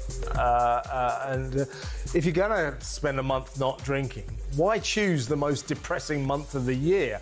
I mean, January is a month when you feel like a drink and you're going to have a drink. So would I ever consider doing dry January, having done it once and having been condemned to dry December? Who does dry December? Across the UK, on DAB+, on YouTube, on your mobile, and on your side. This is Talk. Welcome back, 7:27. We're live across the UK. It's the home of common sense. It is, of course, Talk Breakfast. On the morning that Donald Trump has thrown an absolute atom into the middle of Keir Starmer's already troubled premiership, saying it's totally stupid to give away the Chagos Islands for no reason whatsoever. It's a sign of weakness. China is circling, basically, the hypocrisy of Keir Starmer called out on an international scale. Trump is basically saying to him, so I can't have Greenland because you said it's up to the Greenlanders, but you gave away the Chagosian islands without even speaking to its people and gave them 60 million, so you made yourself look good on the international stage. You idiot. Terry's in Slough. Jez, I'm 76. In my opinion, this Prime Minister is the most useless, incompetent Prime Minister I've seen in my entire life, and I've seen some terrible ones. I wouldn't trust this Labour government to run a jumble sale, never mind this great country of ours. You're probably reacting to the news that his approval rating we're waking up to this morning is the lowest in the history of approval ratings. 75% of this country think he's incompetent. Who the hell thinks he's not?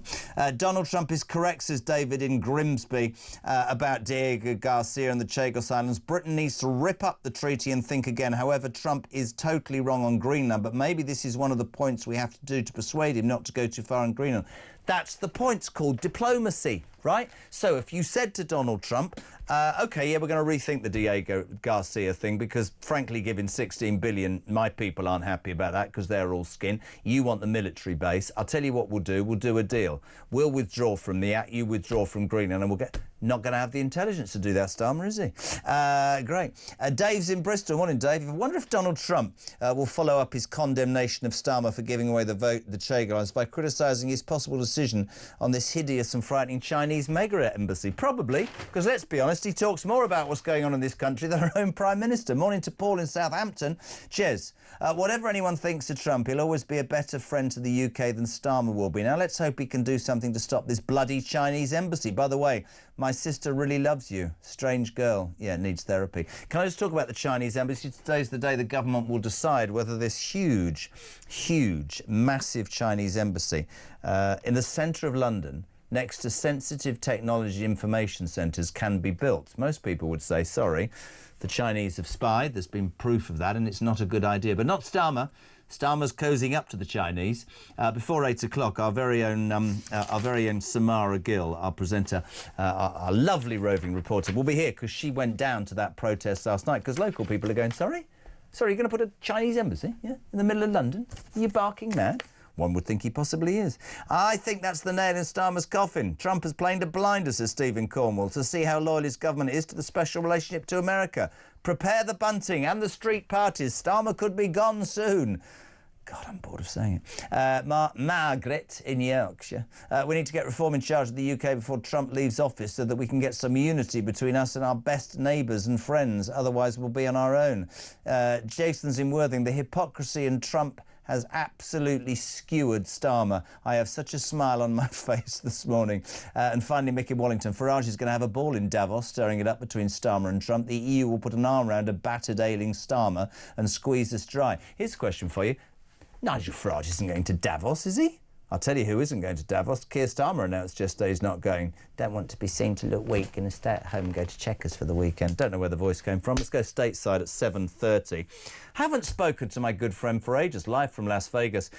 Republican strategist Amy Tarkanian. How are you, Amy? I'm well. How are you? I'm good. Happy New Year. Everything's changed. But yes, a lot of things haven't changed. You have Donald Trump and we have a totally incompetent Prime Minister. I have to say, the response this side of the pond to what he's just done on Truth Social is he skewered Starmer and showed him to be the hypocrite he is. Well, sure. I mean, at first I was going to say how I disagreed with the way that President Trump is threatening American tariffs on NATO countries in order to try to take over another member of NATO. But I think your prime minister actually quickly changed that headline by putting his foot in his mouth. And yes, the fact that he's what 75% under on his approval rating, that is an atrocious number. But He it's might as well interesting just that take some notes from President Biden and go on vacation permanently from here on out. He does sound completely worthless. But that's the point. But the point about what Donald Trump did, and listen, I'm with everybody else. You can't just walk into a NATO ally in Greenland. But what I will forever say about Trump is I think he's more switched on than even his most ardent critics give him credit for. Here's the thing, right? He wants Greenland because in his mind, and this is, I wouldn't make a diplomat, would I? But I think I'm right here. He wants Greenland because he fears the threat from China and Russia. And as he said in his Truth Social, they only respect strength. We've got a prime minister who is so wrapped up on looking good on the international stage and human rights and should we pay reparations for what might have happened 10,000 years ago, that he's decided to give away the Chagos Islands to the Mauritian people and £16 billion, can I just point out, because apparently that looks good on the world stage. Now, a couple of things America should know is, one is that money pays off the Mauritian debt, so there's no government debt, and none of their people will pay income tax for a year. Now, you can imagine trying to sell that back here, because the people are going, well, our taxes are going through the roof, food's going through the roof, electricity, we're screwed. But then, of course, this morning, I mean, rather than yesterday, this whole Greenland argument, and Starmer stood up and he said, Donald Trump is wrong. The Greenland people should decide. There should be a vote. But he gave away the Chagos Islands without asking the Chagosians a minute. And that is why your leader has just absolutely skewered him and shown the world he's a bloody hypocrite. I mean, that's a fact.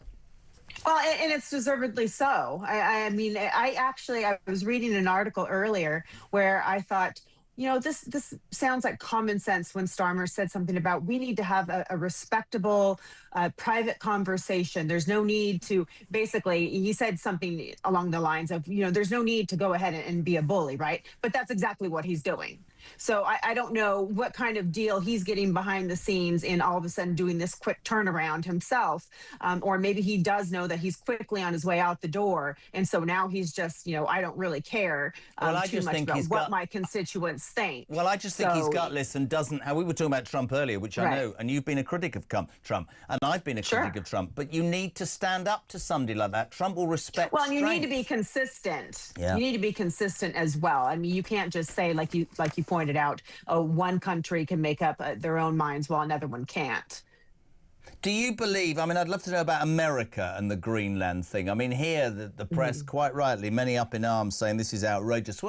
I mean, I read something the other day that said Americans are getting pretty peeved at the fact that he spends all of his time abroad, and actually the issues that brought him to power, which is to create more jobs and lower prices in the supermarket and gas and all those sorts of things, that hasn't happened, and there are murmurings of discontent. Would that be fair? Yes, absolutely. And I think the fact that you have people that are so overwhelmed, we are now talking about, you know, having the National Guard being deployed once again at the numbers upwards of 1,500 or so here domestically for other issues that are pressing. We still are having a tough time putting food on the table. We are not seeing or feeling the prices coming down like the president keeps reiterating and telling us that it's not the case, when truly we can see our checkbooks still struggling. And the fact, too, that now he continues to talk about things that are happening abroad. Greenland isn't new. This isn't like an Airbnb or a pop-up, you know. This is something that has been around for quite a long time, and he just happens to be the most vocal about wanting it. We know that it's strategic. We know that, you know, the Danish government has already granted us permission to have at least our space base there to oversee, you know, possible threats. We know that there are rare earth minerals also on Greenland that everyone is very well aware of. The fact is Denmark is part of NATO. If anything happens, you have 30 plus countries that are already well prepared if China or Russia were to try to take over. So by Donald Trump going out and using these fear tactics and saying, well, if we don't do it, then someone else will. Well, this has been there forever. So I don't think that's going to happen. I think the fact that we're seeing him throw out these economic threats is a good sign to show that he truly, I'm really hoping that I'm right on this, will not send military feet on the ground to Greenland in order to say this is ours now. Can I jump in and ask you two questions? One, do you think he'd leave NATO over this? There's actually no telling. I think he likes the fact that he keeps everyone on their toes. He likes to throw out spaghetti, see what sticks at the wall, and then he works his way down. I think he likes to be as aggressive as possible from the get-go, and then see who's willing to cave, who's willing to bend, who's willing to break. That's a business approach, and you know, people can jump up and down. But if I'm right, and today's outpouring on Truth Social, which has skewered Starmer over the Chagos deal, if I'm right, that will be his bargaining chip. And you know, we all, you, me, everybody, we're very quick to say, the man's barking mad and the man's got... Nobody ever goes, maybe he's far cleverer than all of us. And all the people in England who think giving away the Chagos Islands, right, are now all going, hold on a minute, he's right. There's the hypocrisy. I don't think he should have Greenland. I think he wants more strategic sources there, and I think this will be a bargaining chip. If it gets this ridiculous giveaway back from Starmer, then I welcome Donald Trump's involvement in this. The problem with the Chagos Islands is the Mauritian people, the Chagosians, weren't consulted, don't want to be tied into Mauritius. The Chagosians were very happy. And so if you're saying that one person or country should take a vote, then so should the other. I just wonder sometimes whether we underestimate Donald Trump. I know it's a strange question, but I think it's a point. No, I think you're correct on that. And I think the fact that with this situation in particular with Starmer, you know, he no longer is going to be allowed to have a seat at the adult table. You know, he's now proven he's going to have to go down to the children's table, and so he's no longer going to be taken as a serious participant in this conversation. I'm just thinking about Christmas Day, and the kids. There were so many people at my house, and the kids had to sit, and the little kids had to sit on a little table, and I'm just thinking now of the next time they're at Mar-a-Lago in Washington, and Starmer will be sat on a little table at the end, away from all the conversations. Amy, really good to see you. How's Las Vegas? Is it all right? My favourite town in the world. It's wonderful. The weather's beautiful. It's perfect. I just went and saw The Wizard of Oz at the Sphere. I love our town. Do you know what my wife said to me the last time? This is true. When you go to Vegas, you have to leave a little bit of yourself in Vegas, which you never get back. But you go back trying to find it and lose a little bit more. It's true, that. Love the town and love you. Thank you so much for coming on. Amy Tarkanian, Republican strategist. The breaking news this hour. Donald Trump has gone for, in a big way, Starmer. Why did you give away the Chagos Islands? That's idiotic. It's a complete show of weakness. And you're a hypocrite, by the way, mate, because you've told me I can't have Greenland because I should check with the people, but you didn't ask the Chagosians. Did he, Steve? Morning, Jezza, Steve in Leeds. Well, it's obviously Donald J. Trump listens to talk. I sent you a voicemail yesterday saying about how Labour think that Greenland and the Greenlanders should have a say in what happens, but the Chagosians didn't get that when we decided to give it away. Anyway, have a good show. I'm going to prepare to be the next Prime Minister.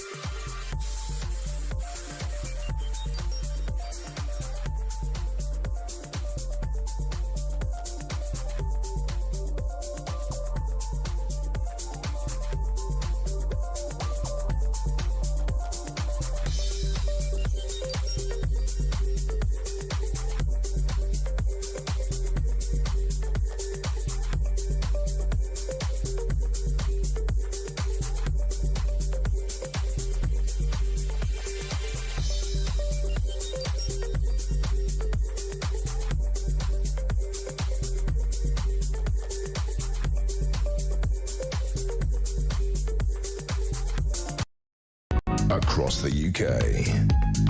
On DAB+, on YouTube, on your mobile, and on your side.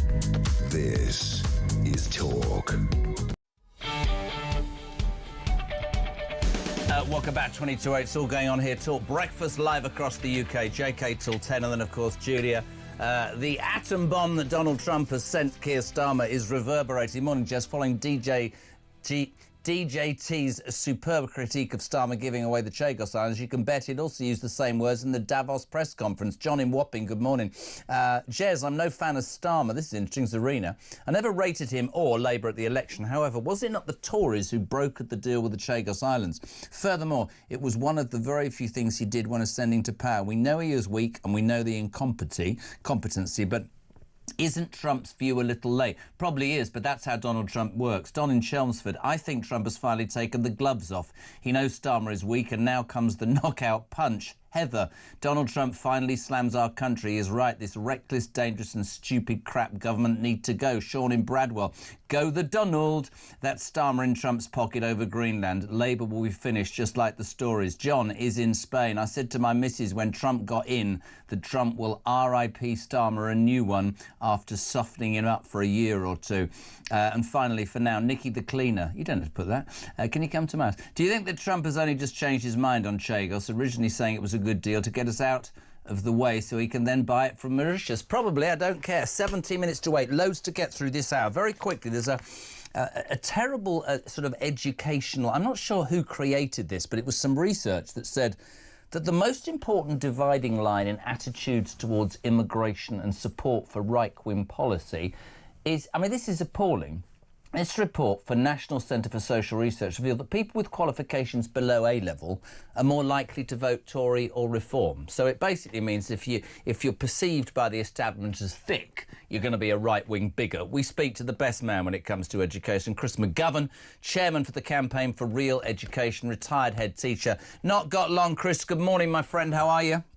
Very well, thank you, How Jeremy. bloody condescending is that research? If you don't get A-levels, you're likely to be a far-right bigot, is what they're saying, in essence. Well, if you're in the education world, you're thinking this is a great success. The education is going to say, yeah, we're doing a great job. We're brainwashing our young people. So the longer you stay in education, the more likely you are to be left-wing. It's incredible, really. They're also talking about, you're going to support diversity the longer you stay in education. But actually, by diversity, they mean you don't have free speech and you have to be anti-Semitic. So it's a nonsense, of course. It's very worrying. And we are an outlier. We're different from most of the rest of the world. I have to say education's always been something that I always want to talk about. You know that. We've spoken many times. I worry about kids being indoctrinated in schools. I worry about that as an attitude. There's a dividing line. If you're not very intelligent, you're likely to vote the Tories or Reform. So condescending. And I hear stories, Chris, the whole time about... I had a story the other day about a headmaster who lectured the children. It's not about winning matches. It's about taking part. It's not about... learning to read, write. It's about being kind to your fellow pupil. What a load of old rubbish. Yeah, and Talk TV is about common sense. You don't necessarily find much common sense in the education world. Let's go back to 1933 for once. Hitler comes to power. There's an Oxford debate, Oxford Union. And what do they vote for? They would never fight for king and country. This is when the Nazis are rising to power. This is the educated class. So we have to be very careful about what's going on here. Look, there are plenty of people on the right who are very educated, but to patronise and diminish people as being thick if they go for the right, it's appalling. And it just shows you where we are as a country. It's the collapse in our values, I think. We should respect people properly. And this promotion, look, if you're affected by immigration because you can't get a job or a house, you're more likely to vote against too much illegal immigration. And so would middle-class people if they were being affected directly by immigration. So it's a state of our nation. It's not the same in America. This report shows that in America, it doesn't divide on educational grounds, and most of the rest of Europe doesn't. But in Britain, the educationalists will say it's a great success. We brainwash young people. So they get to A-level, they're going to be very left-wing. And I'm regarded as being on the right because I believe in knowledge, like Karl Marx, by the way. I don't regard myself as right or left, just hopefully sane. Well, you are saying, mate, I know it's only a quick hit this morning. This man, for anybody listening, the Campaign for Real Education, Chris is the chairman. This does such great work because they believe an education is about balance and creating an environment for kids to learn both sides of the argument. I love having you on, Chris. I really appreciate it. It's a quick one. Thank you so much indeed. This furore over Donald Trump won't go away. He's announced that giving away the Chagos Islands is an utter disgrace. He's basically ripped Starmer a second one. Morning, Dave. Good morning, Jeremy. Dave from Manchester. Regarding Starmer and his lack of competence and his willful neglect, I think I've made this point before in the past, but it didn't make it to air. Hopefully it will this time. I can't help thinking that this is some kind of long con by Starmer and his cronies. Look at my left hand over here, look at what it's doing, yay, look at this over here, while all the while, what is the right hand doing? I can't shake the feeling that we're missing something, because no government, no prime minister, no patriotic British person can ever be this bad and do this much damage. Loving the show, keep fighting the good fight.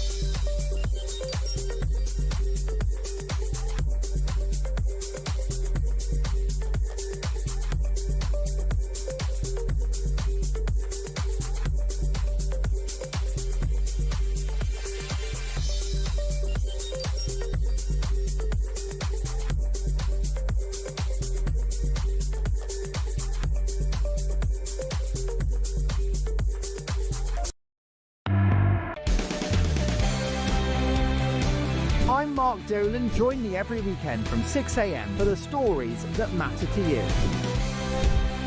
We talk politics, we talk news, we talk entertainment, we talk about everything that affects your life. There's only one place to start your weekend, the home of common sense. Talk Breakfast on Talk. 6 a.m. to 10 a.m. every Friday, Saturday and Sunday here on the home of common sense. Across the UK, on DAB+, on YouTube, on your mobile, and on your side. This is Talk.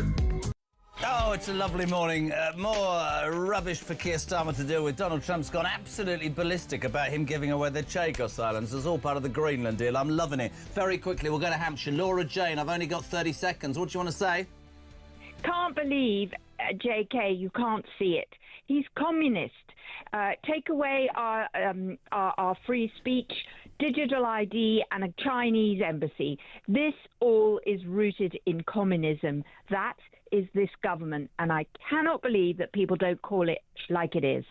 Well, I don't disagree with you, but thank you for your call. That's Laura. This is interesting. Zoe in Lancashire. Morning, Jez. Starmer told Trump apparently about Chagos and said he agreed. Well, clearly Trump didn't know the details of it. Or this is what will happen. Starmer stops Chagos. Trump drops his tariffs. They do a deal on Greenland and everybody's happy. Could be right. Brian's in Christchurch in Dorset. Jez, I'm an educated to degree level and I'm a Reform UK voter. It's another example of utter nonsense research. Tony's in Southampton on the uneducated backing Reform. Isn't it more likely that the people who went to university being brainwashed are unable to think for them bleed themselves? Quite right too. Morning, Carl. Morning, Jeremy. Carl here from Coventry. Well, I find it, astonishing that 18% actually believe that he's doing a good job, Starmer. That is unbelievable. I can only think it must be the same 18% that think it's right that blokes can dress as women and go in the toilets, women toilets, and watch them get changed and that. Must be the same people. Couldn't agree more. 8 minutes to 8. We're crossed now. I honestly, she worked so hard. We said don't come in today. Our roving reporter is just waking up. Good morning, Samara. Look at that lovely background in your opulent house. How are you? I'm good, thanks, Jeremy. Yeah, God, studio's still coming along, but we're getting there. No, I mean, look, it's exactly what Laura Jane said. This is Keir Starmer absolutely bending over backwards for Beijing. And I just think it's completely within Labour's DNA to be giving out super embassies to China. Well, let me just say, because we've had this breaking news, this literally an hour ago, that Donald Trump has basically said giving away the Chagos Islands was bloody stupid and sums up how gutless you are. I think it's all part of the Greenland thing. The other big news of the day, of course, the Chinese super embassy in the centre of town next to buildings and areas that have sensitive information. Today, apparently, Starmer's going to say yes. You went to the protest last night. Is this local residents? So a lot of it is local residents. There were also Hong Kong dissidents there and Chinese nationals as well.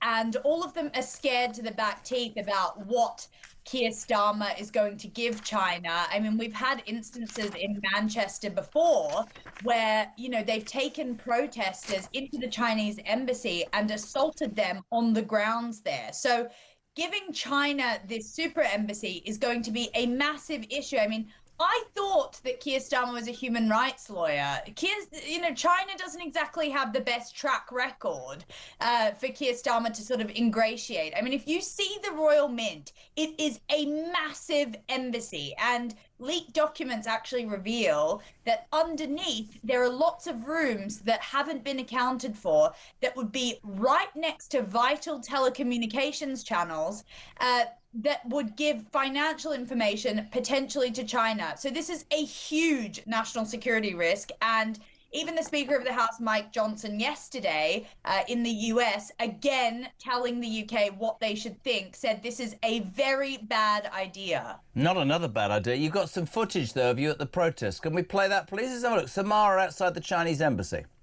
Behind me is a protest staged by many Chinese nationals, Hong Kong dissidents, and again, people and locals in the area who do not want this Chinese embassy, which is just behind me in the Royal Mint.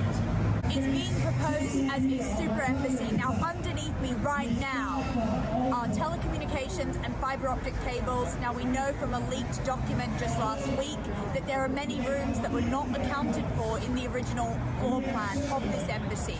Kemi Badenoch, she just made a speech which sort of centered around her living under a dictatorship and how she did not want that here. It was a very anti-China speech, something that's quite unprecedented for an opposition leader.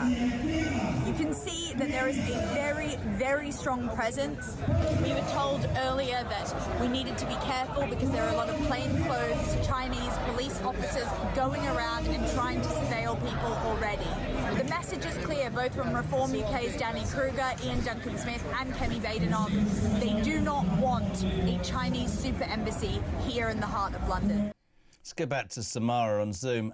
It's extraordinary to me that and again, I'm not sticking up for the Tory party or Reform. We base this radio and television station on common sense. This man does not seem to get it. We woke up this morning to a potential 14th U-turn on social media bans. He's blatantly going to have to change his approach to the Chagos Islands because he's been proven to be a complete hypocrite by Donald J. Trump. The Chinese embassy, people are screaming at him, come on, there's definitive proof the Chinese have spied on us and yet you're letting this go. Why is he cozying up to Beijing? Is it for trade or because he wants to be, Samara, all things to all people and sadly falls on his backside? You know, Jeremy, you're so right. I think it's a combination of everything, but it's also about this left-wingism that has infiltrated the West. I mean, Mark Carney, who is the Canadian Prime Minister, is over in China right now. And in a speech last week, he said, this is the new world order. So essentially what's happening is people are getting, you know, because of their weird political standing, Keir Starmer and these other PMs distancing themselves from Trump because they think he's a joke, and getting cozy with China. This could have massive effects on the global world order, as they're calling it, and I'm not liking the look of any of this. No, I couldn't agree more. Later on, we'll have another report. We really appreciate it. She's a busy lady. She's heading into the studio later. That is Samara Gill, our roving reporter, talking about this Chinese embassy. The decision will be taken by the government today.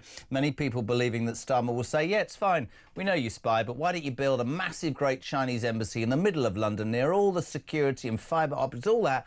Don't worry about it. But he's got bigger problems. If you're just joining the show, breaking news in the last sort of hour, that Donald J. Trump on social media, on Truth Social, has absolutely ripped Starmer a second one and says that, shockingly, our brilliant ally UK is currently planning to give away the Chagos Islands, the site of a vital military base, to Mauritius, and to do so for absolutely no bloody reason. There's no doubt about China and Russia have noticed this act of weakness. They only recognise strength. That's me, the America. The UK giving away extremely important land is an act of great stupidity and is another in a very long line of national security reasons as to why Greenland has to be acquired. Denmark and its European allies have to do the right thing.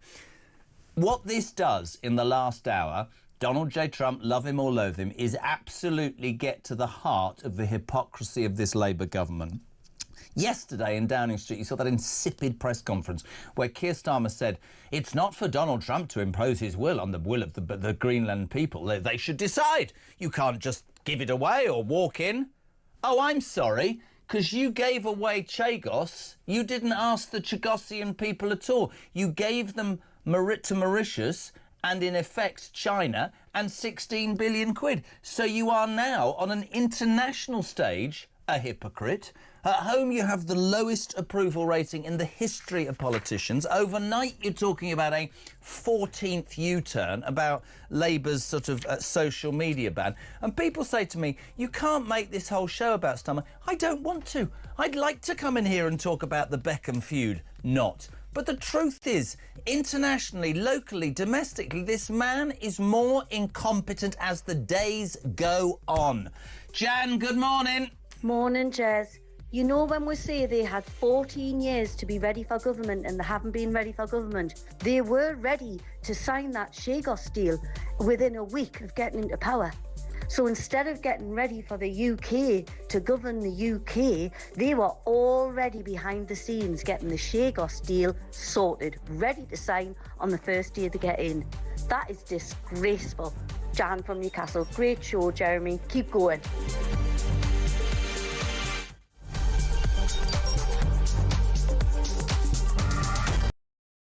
Of me following the migrants went from sort of 10 in the morning all around the clock to late at night, to the point where on buses, on trains, through streets, at every key point, French military police and the French police, they were there.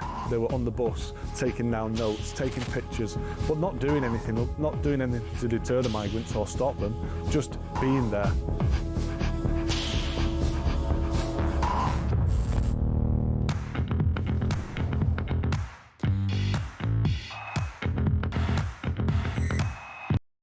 Across the UK, on DAB+, on YouTube, on your mobile, and on your side. This is Talk.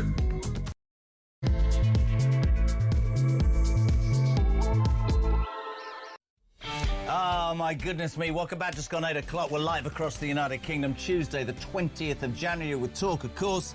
Home and Common Sense. It's where alarm clock Brits and the working man and woman comes to speak. And my God, we were sitting here, we were waking up to news that another U-turn on social media bans for under 16, and Keir Starmer, bless him, the worst approval rating in the history of British Prime Ministers. 75% of you think he's useless. Kemi Badenoch saying, I know there might be more defections, but there might not be. What? And Reform telling us there might be a Labour defection today. And then all of that, my friends, blown out the water, because ahead of 7 o'clock this morning, Donald Trump seizing the initiative. Much criticism, and I think rightly so, about his approach to Greenland over the last few days. Him saying, I want Greenland strategically. China and Russia are circling, and NATO going, no, this is outrageous. Who does he think he is? Then he wrote this.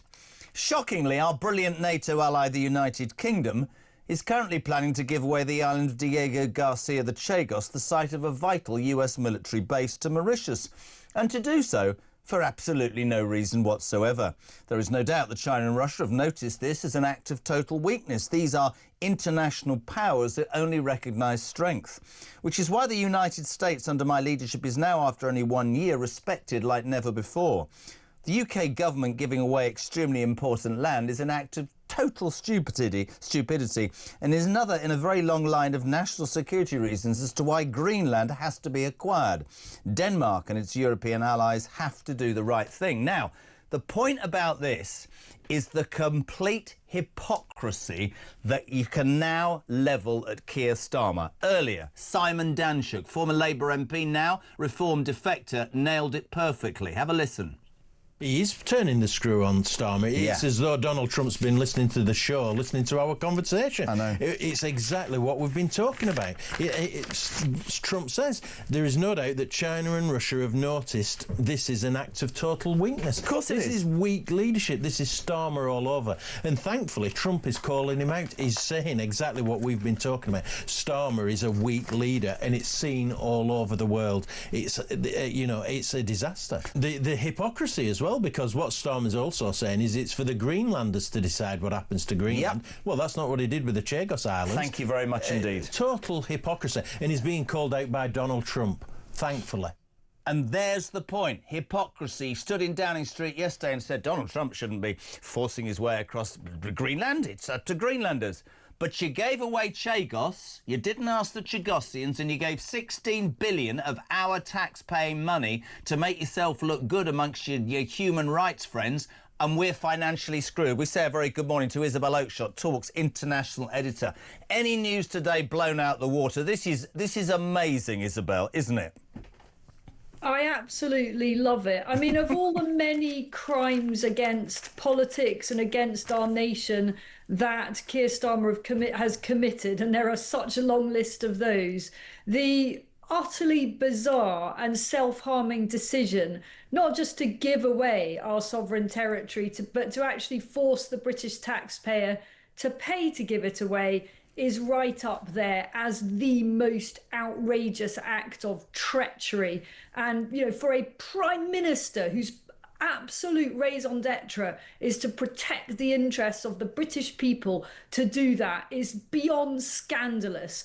And it's been a source of great frustration to all of us voters that want this not to happen, that Donald Trump has been apparently quite disengaged in the issue up until now. Why? Because perhaps he took a pragmatic view that, America still gets broadly what it wants without having to pay any more for the use of those islands. But now he's absolutely gone nuclear, hasn't he? And it's not too little too late. I mean, he's gone so hard on Starmer over this, and the whole transfer of the Chagos Islands to Mauritius is still not finalised. It really does give rise to hope that there will be a way of reversing this completely lunatic decision. I get criticised a lot about my opinions on Donald Trump. People love him or loathe him. I can see sometimes that he's ludicrous in what he says. But this today rather verifies, Isabel, that I believe that he's actually, because he's a salesman, he seems to me to be ahead of all of them. Now, a lot of people are saying, but hold on a second, he apparently agreed with the Chagos Islands. He might be that clever, he kept it at the back of his mind. Because let's go back to the hypocrisy. Downing Street yesterday, Starmer stands there and goes, it's not for Donald Trump to march into Greenland, and who does he think he is? And we should let the Greenlanders decide. But as I said out of the news, he gladly gave away the Chagos Island to Mauritius, who are in the pocket of China. 16 billion quid of our money when we're skint. In fact, we found out that the cost of the Chagos deal overall, Isabel, is £34.7 billion, which is a third of the money that we owe. It would have made more sense in my mind, right, to have done something about that. We've got this in from Nigel Farage. This is a tweet from Nigel. Thank goodness Trump has vetoed the ridiculous surrender of the Chagos Islands. Bingo. Absolutely, because everybody thinks the same. And all the people that go, oh, is it because you don't want to give land away? No. I'm more bothered about the 16 billion. I'm more bothered about Starmer pretending to be some human rights good guy and making us look as weak as anything on the international stage. And you know what I mean by that. I do, but this is also really serious on a defence front. I mean, I'm as sickened as anyone else about the idea of the British taxpayer being forced to pay a single dime for this completely unnecessary transaction. Like Starmer himself, I don't believe in countries being bought and sold. That's what Starmer has broadly said in relation to Greenland. You know, countries aren't for sale, except it turns out in relation to the Chagos Islands, they are. And the reality is that the world is a very dangerous place at the moment, that the Indian Ocean is a increasingly important theatre of international competition, that the Chinese get ever more powerful in terms of their naval capacity, that they pose a continual threat to freedom of navigation, our ability to go where we want on the high seas, which is basically underpins the whole of global trade, and that having the Chagos Islands on a kind of lease is no substitute whatsoever for having the freehold. You know, we own these islands, they are our sovereign territory, and it's simply not the same to say, well, we will pay to rent them and then sublet them to the Americans. I mean, it's obvious, really. I don't need to spell it out why that's not okay. But on a practical defence level, if you only are a tenant on a property, then you suddenly find that you're subject to all sorts of terms and conditions, and that international arbitrage comes into it, that you don't have the freedom to do exactly what you want with the property and from the property. Just to give an example, the Mauritians are a signatory to a treaty, an international treaty that does not allow any nuclear weapons on African territories. Well, Diego Garcia is used and has been used for operations involving nuclear-powered vessels, for example. So we could easily find, and the Americans could find, they're not allowed to do that anymore. This is complete insanity, and Trump has just called it out, and it is a huge humiliation for our Prime Minister and indeed for our nation. Can I salute you as well? Ladies and gentlemen, this woman, she raised this an hour ago and said, I want to come on. Thank you so much, Isabel Oakeshott. Just a quick hit today. We'll speak to you later in the week, but fantastic work. Talks International editor Isabel Oakeshott on this breaking news that Donald J. Trump has ripped a second one out of Keir Starmer and said, you're giving away the Chagos Islands. She didn't even ask the Chagosian people. He gave them 16 billion quid. And you've got the temerity in telling me that I shouldn't go to Greenland and that they should be asked. Who the hell are you? And that Farage tweet. In the last few minutes, Nigel Farage has tweeted, thank goodness Donald Trump has vetoed the surrender of the Chagos Island. Let's go to the cleanest kitchen in London town and say a very good morning to the First Lady of Reform, Sarah Poaching. Good morning. Good morning, Jeremy. How are you? You still haven't used your tabletop, have you? Listen, straight on, thank you for joining us straight away. I mean, this was an hour ago. We were sort of going, oh, 14th U-turn, he's got a really bad approval rating. And then this unbelievable Truth Social post from Trump. And as I said, for people that are tuning in, I've thought the Chagos giveaway is a disgrace for ages. I think the money is a disgrace. I think trying to appear, I don't know, as some human rights leader on the world stage whilst weakening us is ridiculous. Donald Trump's just absolutely torn him to shreds, hasn't he? He has. I mean, I just listened carefully to what Isabel's just said. I agree with everything that she was commentating on. The point is, Donald Trump is standing up to hostile states. The Chinese are circling. Russia is circling. It doesn't matter whether we talk about Chagos or whether we talk about Greenland. Yesterday in the chamber, we spoke about all of these things, and the High North, as we call it, the Arctic and the space that's opening up there. We know that hostile states are circling us now, and we need to act. I couldn't agree more. And of course, there's a lot of people, Sarah, who will say, "Oh, this threat's out. You know, it's not necessary." I'd just like to put to you, it's really interesting because a lot of people, and I wanted to talk it from this angle, say Donald Trump's a nightmare, and I understand in some scenarios, but when situations like this arise, I don't know about you, but I think, my God, he's streets ahead of everybody. Because yesterday we saw Starmer go, "You can't just march into Greenland. Greenlanders should decide."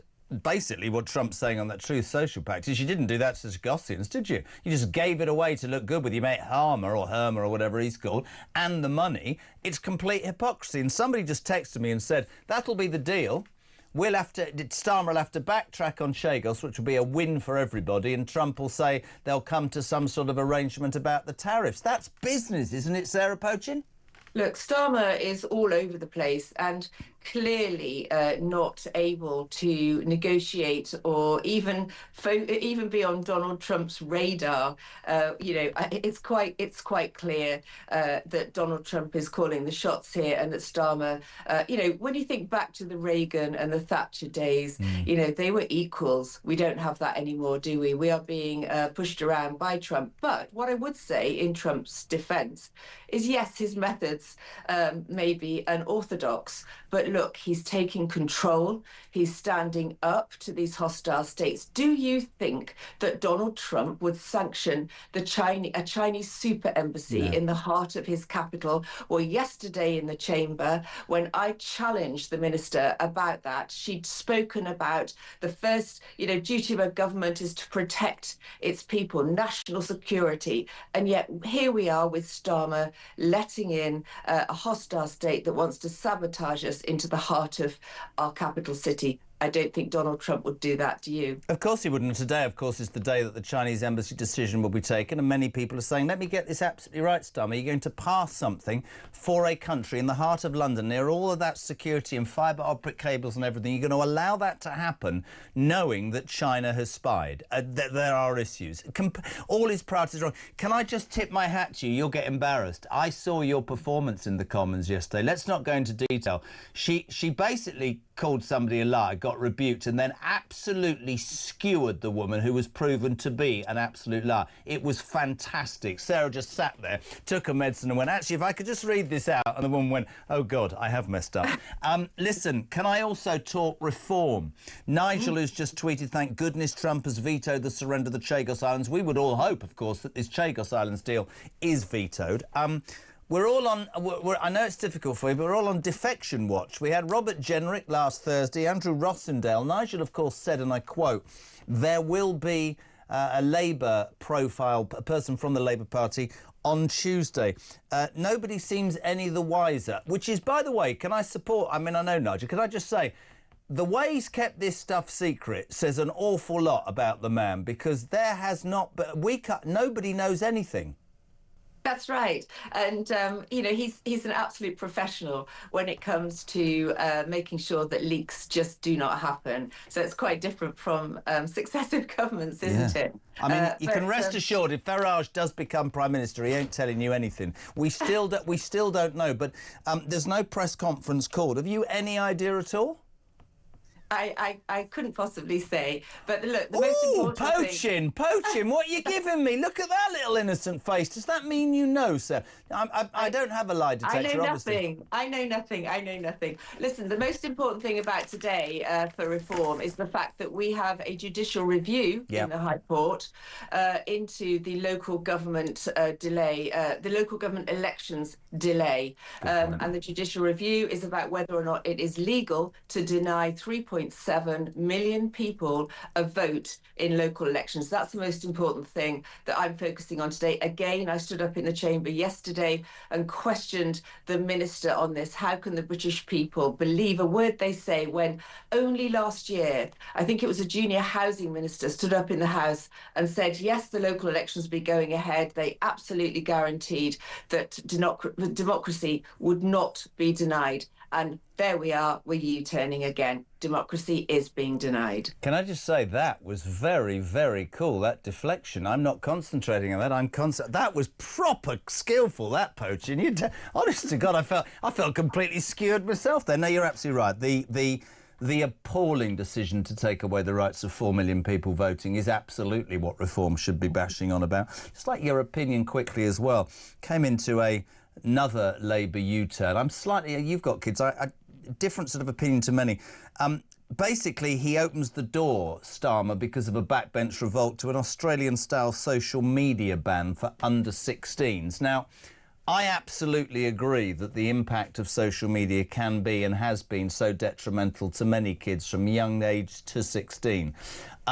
We had Simon Danshuk earlier, a very interesting opinion, and he said, he was doing the papers, actually the reality is that the high-tech companies need to be given more control. They need to be brought to bear. It shouldn't just be the state or parents, it should be a combination. But actually he doesn't believe a ban would work. It would be pushed underground and 15-year-olds would suddenly identify as 17-year-olds. But on a serious note, I'm really interested in your take on this. As a parent, I do want some control, but I'm guessing he's probably right. It should come from companies, right?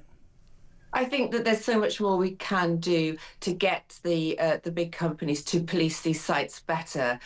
It is a combination of factors. It's to do with parents and how much time and how much control they have over what their children are looking at. I think to an outright ban, you're going down that road of blocking children's availability to information and the whole freedom of speech. But they are still children. Yeah. And as you know, I'm a mother of two when my children are now in their mid-20s, and so it wasn't such a big thing when they were under 16. But now, we're all attached to a smartphone, so I'm not sure how easy this will be to police. It'll be very interesting to see in time the results of the Australian attempt. But I was reading already that there is some concern in Australia about children under 16 being forced onto the dark web, where so much more danger lies waiting for our children. And I think that's the point. There will always be an underground way of getting more information. So if you just have a blanket ban, which, let's not forget, by the way, is not inside Keir Starmer's DNA, because he had the opposite view, but because there's another rebellion from his backbenchers, he's changed his position as he does so often. So the interesting point here is how you police it. And I have to say, I think Danshuk's right. I think it comes down to, all of us, yes, and we're all responsible as parents. My kids are in the car, morning Ollie, morning Iris, and have another hour. I need to, all that sort of stuff. But I don't think a total ban, interestingly, could work. Also, can I just, do you know this? I want to ask you this. Keir Starmer's personal rating has hit a grim new low. 75% of the country has a negative viewpoint. 7% don't give a toss. But 18%, Sarah Pochin, of people in this YouGov poll said they thought Keir Starmer was doing a good job. Have you ever met one of those 18%? Because I've been putting a call out all morning and nobody's come to me. Nobody at all. Well, there might be a few on his front bench, I guess, although the problems he's got in his team are becoming clearer and clearer. But the fact is, look, the only thing he's good at is U-turning. We may have another 2 or 3 U-turns by the end of the day. We've got the social media ban. We've got the Chagos deal. Do you think he'll U-turn on Chagos? That's the big one, isn't it, after this news with Donald Trump? Do you think he will? Well, he should. There's no question if Reform was in government, this would never, ever have happened. And British taxpayers' money unnecessarily being given away to the Mauritians, who are now, if this deal goes through, not having to pay income tax themselves, whereas we in this country are taxed to the hilt. So I hope he U-turns on that. But it's clear that the only good decisions he makes are his U-turns. It's interesting. Listen to this one from Zarina. I agree wholeheartedly with Isabel. Equally, Jez, why can't we use the money saved from the Chagos to pay a third of our national debt that's costing us £10 billion a month to pay off our debt? Starmer will go down in history as a man of the British people. My point, Sarah, just to finish, is we have this debt which they ignore, right? There's no money. Food goes up, energy goes up, council tax goes up, but they find £35 billion to buy give away the Chagos Islands. So does that say there is money? What does that tell us of the finances of this country? Well, what I'd like to do with that 35 billion is put it into our armed forces. Yeah. We started this conversation talking about the fact that the world is getting more hostile. Hostile states are circling us. Let's beef up our armed forces. Let's get drone technology up to scratch. Let's get the capability that we need now to defend ourselves. National security is the #1 priority of any government. So let's not mess around anymore with this Chagos deal. Let's start putting all that money into defending ourselves. Sarah, so kind of you to come on. I love our weekly roundup in your kitchen. Have a good day. Really appreciate you coming on. Sarah Pochin, the First Lady of Reform, Runcorn and Helsbury MP, 824. Busy morning. And if you are just tuning in, Donald Trump has skewered Keir Starmer, who yesterday, of course, said it's not for Donald Trump to walk over and into Greenland, and this is an outrage, and he should ask, we should ask the Greenlanders what they want. Fair enough. Today he's written a Truth Social post which basically says, you've given away the Chagos Islands. It's a complete show of weakness. You look like it's stupid. And you didn't ask the Chagosians, did you? You just gave it away, so you're a hypocrite. So there you go. Good morning, Jordan. Morning, Jazza. Jordan in Chesterfield. I absolutely love the news this morning about the Chagos Islands. I think it was absolutely disgusting for this government to give that away and force us to pay for it as the taxpayers. So thank you, Donald Trump, because I think this might be Starmer's 15th U-turn.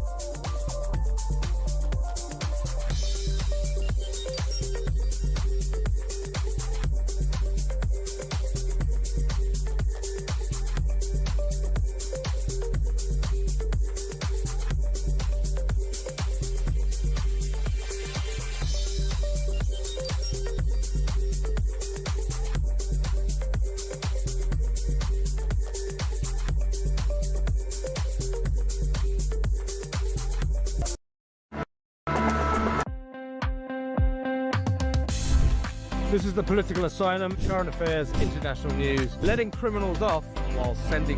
Oi! You shut up! I'm trying to record something. Stand by for 3 powerhouse hours of breaking news, challenging views. I don't give a flying damn about international law. I think people will viscerally reject this. We're with you every weekday night, Monday to Friday, 7 until 10 p.m, right here on Talk. Across the UK, on DAB+, on YouTube, on your mobile, and on your side. This is Talk. Welcome back. The day's biggest talking point is undoubtedly Donald J. Trump's social post, Truth Social post, at about 10 to 7 this morning when he said, shockingly, our brilliant NATO ally, the United Kingdom, is apparently planning to give away the island of Diego Garcia, the Chagos, the site of a vital US military base, to Mauritius, and to do so for absolutely no reason whatsoever. There is no doubt that China and Russia have noticed this act of total weakness.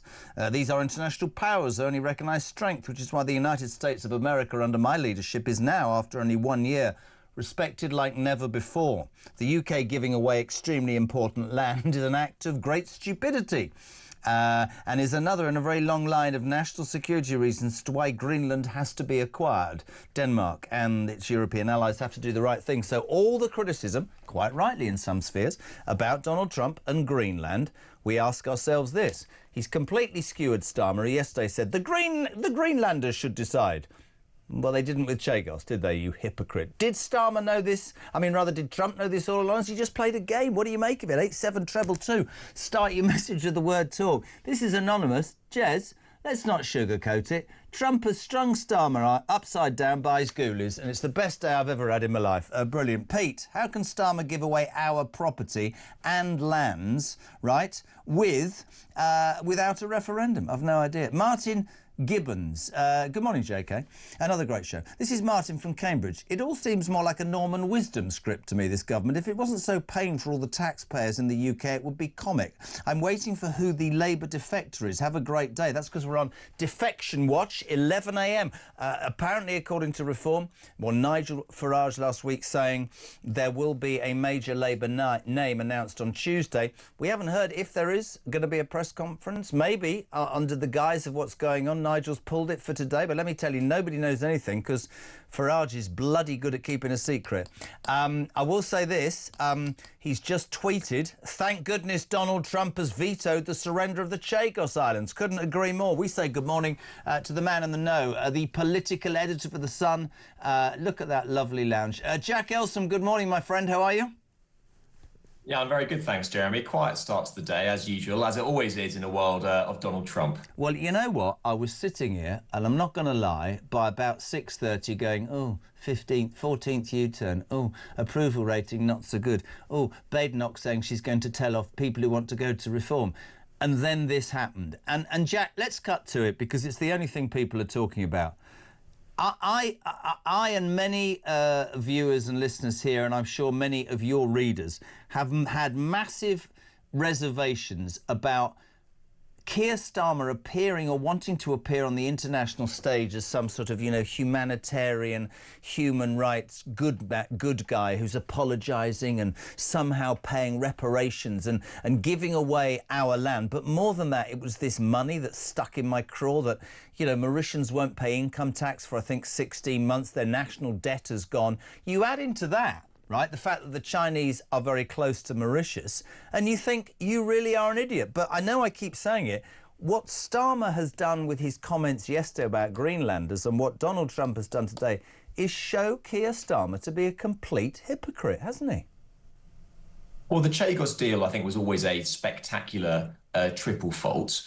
One, you're giving away British sovereign territory without really asking the British people. Two, you're giving it to an ally of China. And third, we're paying billions of pounds for the privilege. And so that's, I think, why it really sort of stuck in the nation's craw when Starmer greenlit this deal. But what he kept on relying on was the public blessing of the United States. Yeah. First under Joe Biden, then people thought that Donald Trump would kibosh it and see it for the foolish idea that it is. He took everyone by surprise in that Oval Office meeting when he was asked, what are you going to do about the Chagos deal? And he said, oh, actually, I think we'd probably be inclined to support it. And then Marco Rubio, the Secretary of State, a few months later, also gave his endorsement of the deal, despite, you know, criticism from the right in British politics, from Kemi Badenoch, from Nigel Farage. And then I do feel a bit sorry for Starmer here because he can't catch a break. Because no, Colin, this is what I want to. This is what I want to put to you, right? This is what I want to put to you. Are we OK, you're going to say you feel sorry for him. Can I just read you this tweet? Because Kemi Badenoch's now tweeted, paying to surrender the Chagos Islands is not just an act of stupidity, but complete self-sabotage. I've been clear, and unfortunately on this issue, President Trump is right. I don't know the unfortunate bit. Keir Starmer's plan to give away the Chagos Island is a terrible policy that weakens UK security. Jack, I just want to try something with you. Bear with me.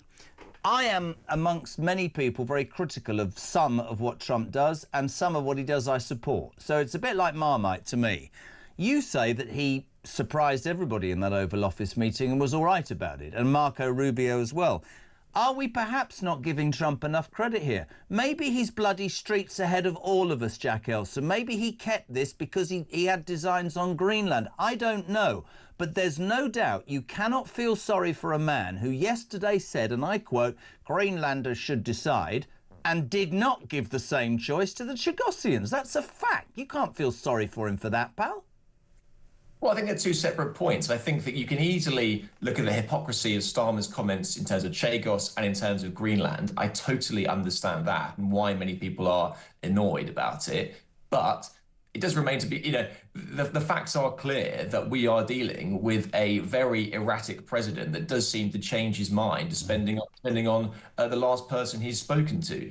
When you are searching for the method and the madness, don't underestimate the fact that some of it might just be pure madness. And I do actually think that for Starmer, clearly there are questions for him about the extent in which he has built this relationship with Donald Trump. How much is it actually worth? Is it worth the paper it is written on? Because today it does not look like it is. But in the same time, the man who sits in the Oval Office, the most powerful man on the entire planet, does seem to be quite erratic in the way he's going out world events. Now, but is it? I'm not saying I disagree with you. Is he erratic, or is he in fact streets ahead of all of us? Did he keep this in his pocket? I mean, I throw that out there not to cause an argument, but because I think it's particularly relevant. Because unless I'm wrong, I bet you any money he will veto the Chagos Islands deal. Fantastic. It will be the 15th U-turn, and Starmer will sell it by saying, I've got him to drop tariffs, and they'll come to an agreement on Greenland. That, to me, is a businessman doing a deal. I'm being straight. But what would be the advantage of Donald Trump saying, we totally support this deal, everything on the record about how all the security stuff, all the I's and T's are being dotted and crossed, and then to come out a few months later and go, this is the most stupid thing ever? Because listen, like, potentially, he's playing 4D chess, and we're just living in this world where we can't see the genius of Donald Trump.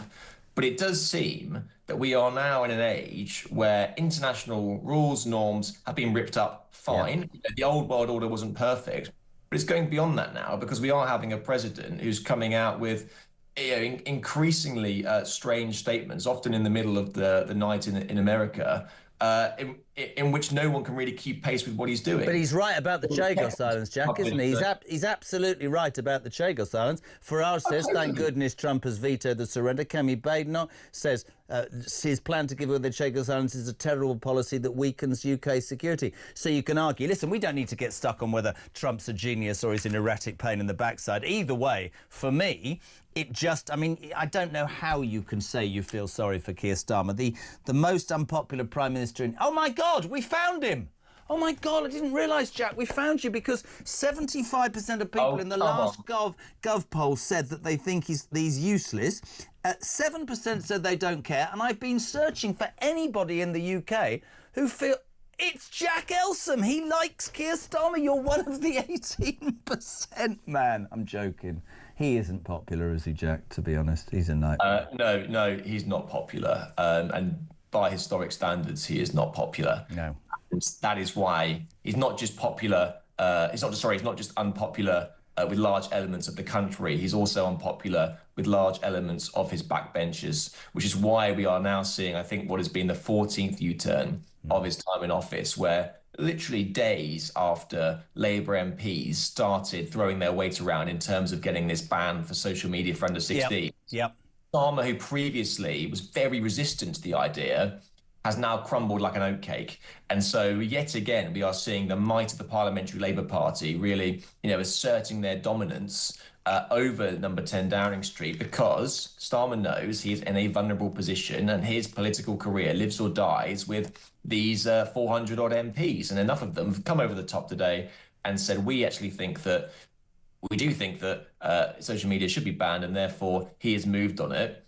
What is going to be interesting, because at the moment, the polling shows this is a very popular policy, but like other things, as soon as Keir Starmer adopts them, like ID, the polling then collapses. This is do you know what? That's proven why you're the man, because actually that's genius. Because if you remember, there is a poll that says that 73% of the UK would like a ban on social media under 16s. Simon Danshuk was on there, and he thinks that would force it underground, and it should be more about the tech companies being brought under control. And I actually must say I think it needs a more sophisticated approach. But you're dead right. I don't know what the policy was, but there was a policy. Digital ID was about 50-50%. And then when he backed it, it was minus 50%, wasn't it? It's absolutely tanked overnight. So I think that goes to show, how unpopular he is that as soon as he takes ownership of something, often what you will see is the policy, which didn't really divide opinion to begin with, did divide opinion to begin with, then become quite unpopular. And it'd be interesting to see in the weeks ahead how this social media ban does end up playing out, I think. I love it. Finally, mate, and great. Well, two things quickly. The Chinese embassy, I sent Samara Gill out there the other day. Big protest. This is unbelievable today. The Prime Minister and his government will decide whether this mega embassy in the middle of town, London, the Royal Mint, near fibre optic information centres. I mean, the Chinese have been proven to have spied. This, to me, is another ludicrous decision by Starmer. Nobody thinks it's a good idea, but he apparently thinks it's all right to cosy up to the Chinese. Yeah, well, Starmer, like many prime ministers, is having to, to use that horrible Westminster cliche, walk that diplomatic tightrope, or so he sees it. He wants to try and talk tough on China superficially, talk about things like, we're gonna confront them where we need to, but also cooperate with them where we can. We think that Keir Starmer will probably take a visit out there within the next few months or so. Wow. So he doesn't want to upset Xi Jinping, but at the moment he doesn't really seem to want to upset anyone. And sometimes, but in the process, he's upsetting everybody. Everyone back at home, I think you'd probably say as well. But yeah, you're totally right. This has really divided opinion. The Chinese embassy. We're expecting Steve Reed, the community secretary, with who the decision rests, to slip out a ministerial statement later saying that this mega embassy has been approved. And I think you can cue pretty heated outrage rightly outraged from large corners of the country. I think that it will get dragged along in legal quagmire for a long time. You've upset Steve. Jack, I feel sorry for Starmer. He doesn't catch a break, man. Everything that he's being held accountable for is of his own doing. He's an idiot. I like you, Jack. Listen, I'm going to give you the chance to be a man of the people. You are the political editor, front page of The Sun today.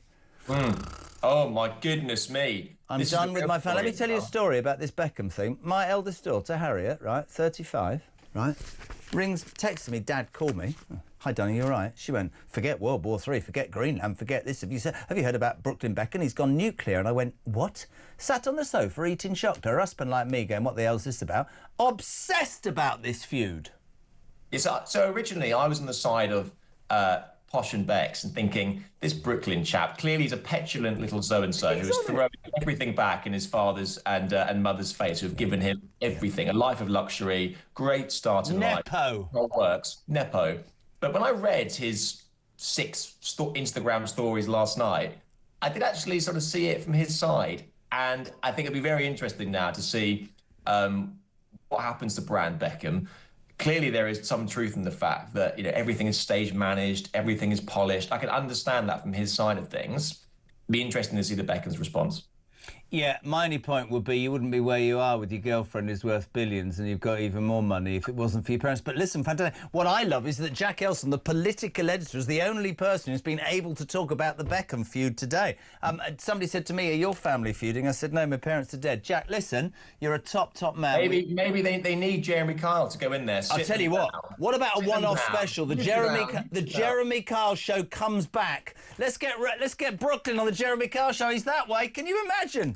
God alive. Oh, my God. Wayne and Waynetta Beckham. It'd be brilliant. Jack, thank you, my friend. We love having you on. Appreciate it really much. Thanks so much indeed. Top stuff in The Sun today from Jack Elson as well. David's in Gloucester. Very quickly, David, what you got for me, kiddo? Well, morning, Jeremy. I just think that Starmer is so weak and spineless and probably corrupt that, quite frankly, he'll probably go off and sign the deal with the Chinese, and he'll sign the deal with the Chagos Islands all today just to spite the rest of us.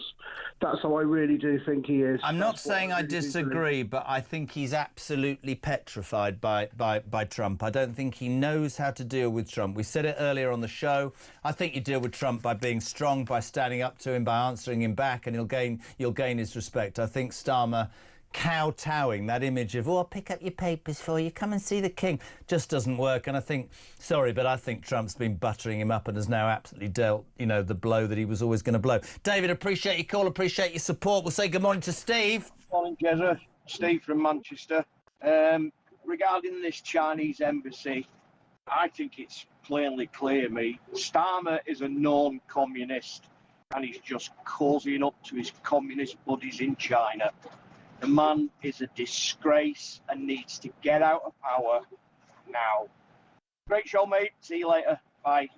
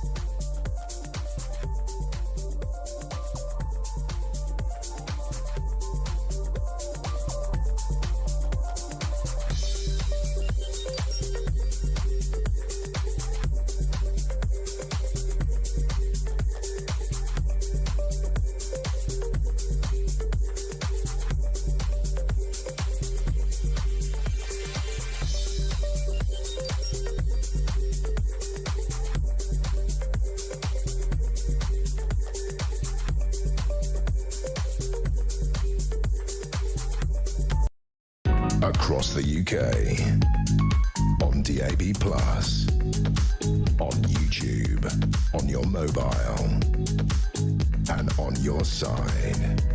This is Talk.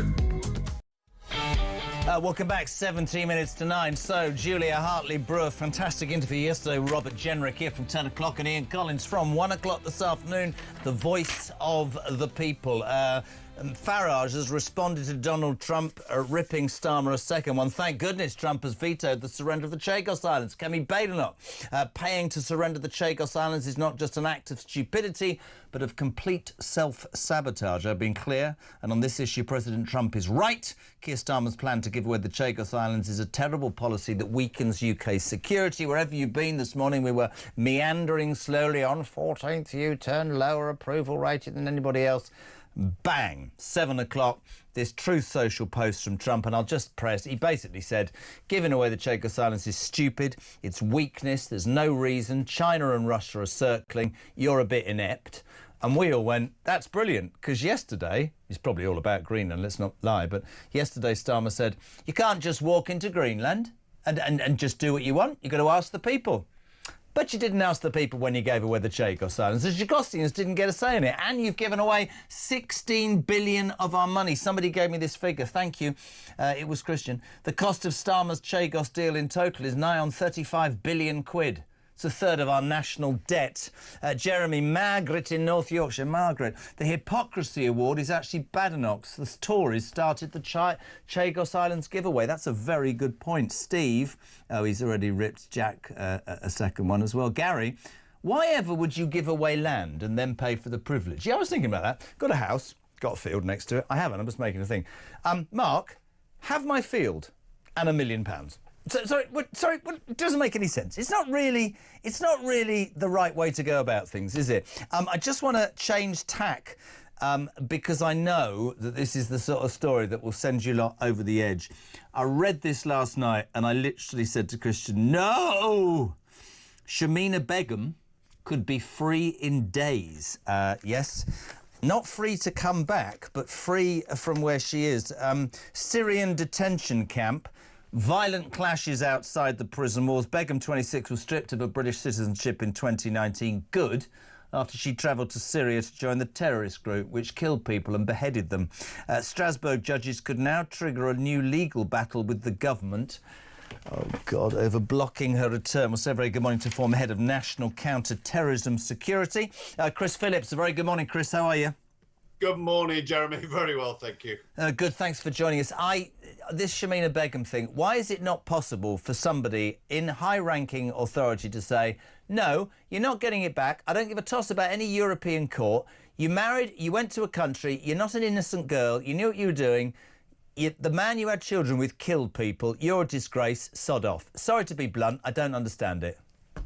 Yeah, well, I mean, that has been said to some extent. I think the story today, though, is one of the Middle East, once again, never failing to disappoint. And, of course, the fractions and factions within Syria just mean that these prisons are coming under stress. I don't think it's in anyone's interest to actually release all these IS prisoners, by the way. No, I don't either, but you can absolutely understand that this is the sort of story the mainstream media will say, you know, poor girls in a detention centre and there's skirmishes outside, and what about her human rights, and shouldn't we make sure she's... No, we shouldn't, at all, sorry, not at all, not in a million years. Deal with it. Yeah, I mean, I'm absolutely that way of thinking as well. You know, the simple fact is we've got to find a way of dealing with these people that have decided to go and fight against democracy.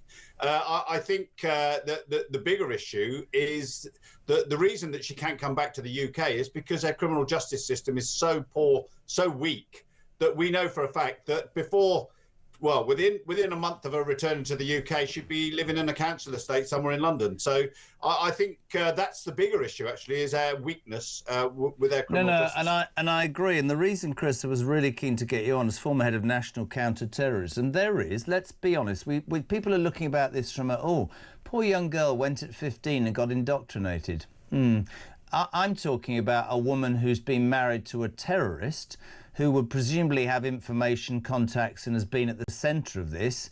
if this would ever happen, coming back to a country where people, those sorts of terrorists have killed innocent people, think the man is, I've been around long enough.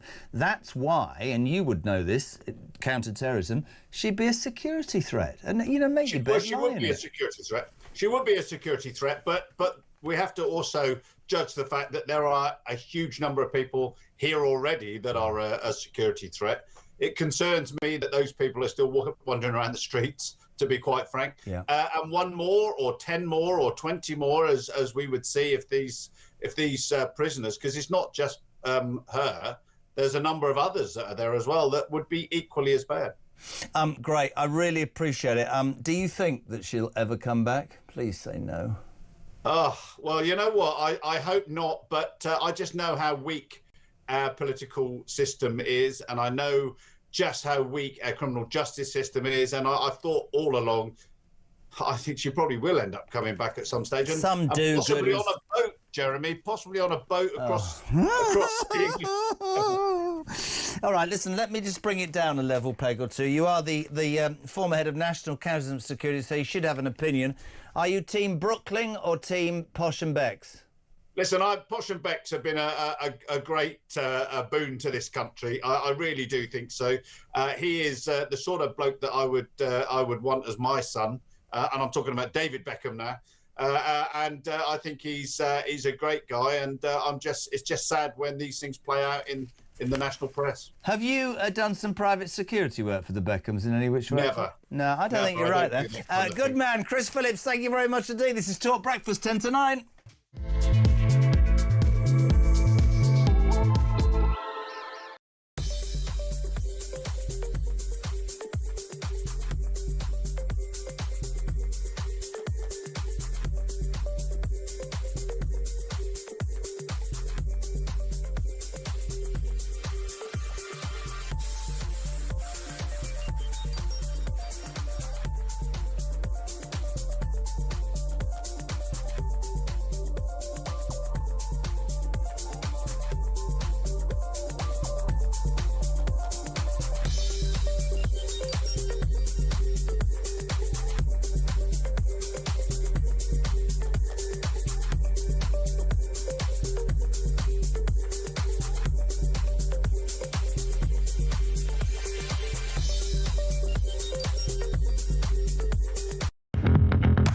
Across the UK, on DAB+, on YouTube, on your mobile, and on your side.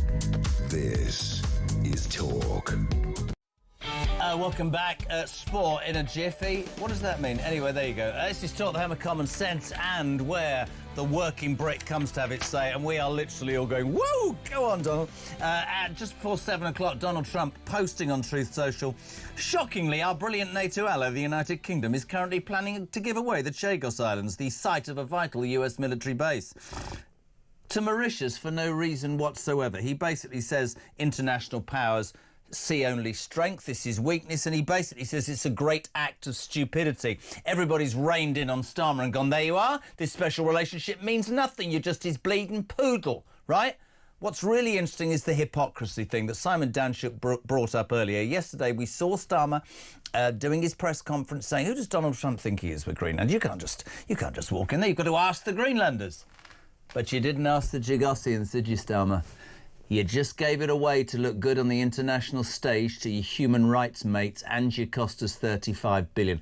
I hope it gets absolutely quashed. Nigel Farage tweets 20 minutes ago, thank goodness Trump has vetoed the surrender of the Chagos Islands. Kemi Badenoch, paying to surrender the Chagos Islands is not just an act of stupidity, but self-sabotage. I've been clear, and unfortunately on this issue, President Trump is right, unfortunately. Starmer's plan to give away the Chagos Islands is a terrible policy that weakens UK security. Hello to Mo in Leicester. Jez, it's only 9 o'clock. Have I missed today's U-turn? No, you have missed it. Number 14 was we're now going to ban social media for under 16s. Whatever your opinions on that, that was that. There'll be another. I think the Chagos will be number 15 tomorrow. Neil's in Stoke-on-Trent. After giving the Mauritians a tax exemption for 18 months, just think how much it would cost if Starmer goes over to China to grant permission for the London embassy and give a tax exemption to all the Chinese people. This is a very relevant point. Today, Starmer will decide if that mega super Chinese embassy is allowed to be built in the middle of London with all the security risks that brings. People are protesting and saying this is so wrong. We know there are problems with the Chinese government, and yet Starmer oblivious to it. But, Christian, it does beg the question. You give away Chagos and 16 billion. Are we going to say to the Chinese, here, build your embassy, there's 200 billion quid, and then we'll all be even more skin? God, the world's gone mad. 0344 499 1000. Nikki in Bristol. Morning, Jez. Keir Starmer stands tough with a strongly worded letter, then quietly folds. Happy to wave through a mega Chinese embassy, ready to hand over the Chagos Islands, yet somehow allergic to standing up for Britain. It's not diplomacy, it's weakness with a briefcase. The PM who can't say no, won't stand firm and always says sorry for the wrong people. My wife, when I went to school on the bus, I had a briefcase, and she called me a briefcase banker. Yeah. And I think that's exactly what Keir Starmer is. She'll be in the car laughing. 5 to 9, time for a bit of sport, Big M. 90 minutes in 90 seconds. From The Sun. A very good morning to Simon Gollins, Arsenal reporter. Oof. Simon, good morning. How are you? I'm good, thanks. How you doing? I'm going to put this to you as an Arsenal fan, my friend. And what's really weird is your hair is obviously quite up, but you've got a picture behind you which looks like it's coming out of your head. So you look like Edward Scissorhands on the camera this morning. But on a serious note about Arsenal, and I mean this, with that squad and that team, you got to win something this season, haven't you, Kidder? I would definitely think so, and I think there will be a lot of upset supporters if Arsenal don't win something. I think you will, and I hope you do. The back page of The Sun today, the other team that you feel really strongly about, Spurs, of course, making a meal of it. Thomas Frank's a dead man walking, isn't he? He's in charge tonight for Tottenham Dortmund in the Champions League, but they're talking, I think, behind the scenes about, you know, an interim till the end of the season, a bit like Man United. Do we know more? Yeah, well, Frank said he met with the club's hierarchies yesterday, had lunch with them. It sounds like he's had a stay of execution. He's still in the job. I mean, it feels like it, as you say, it's only going one way. And tonight's game, I think, will be most interesting how the supporters react, because we've seen they've been so sort of hostile, angry about the situation towards him. And if there's another defeat tonight, it could get really, really toxic there.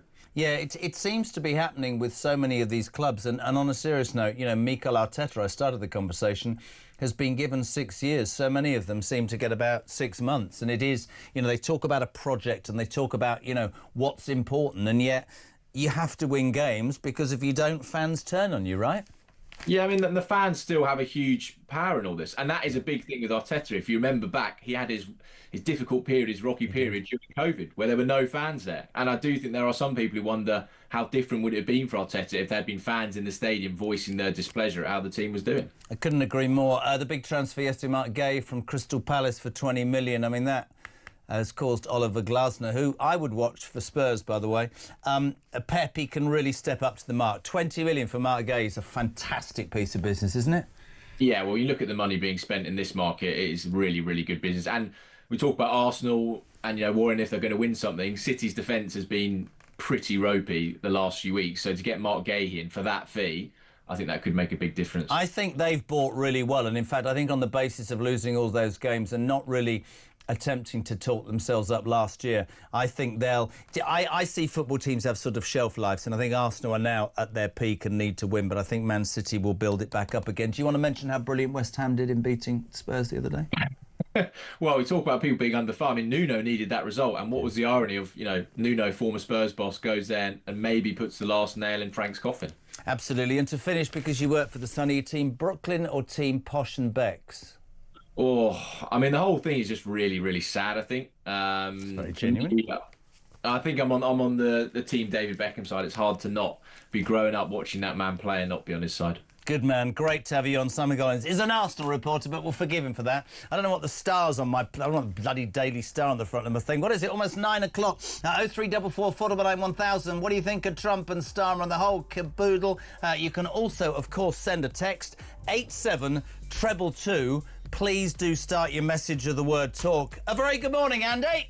Morning, Jezza. Yeah, what you and Simon were saying about Starmer.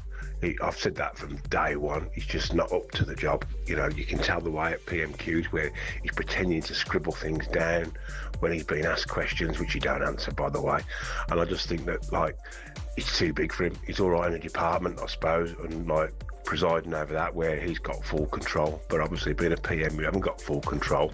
You have got to be hard sometimes, you know. And the only people I think, and by now, that he's been hard on are the actual British people.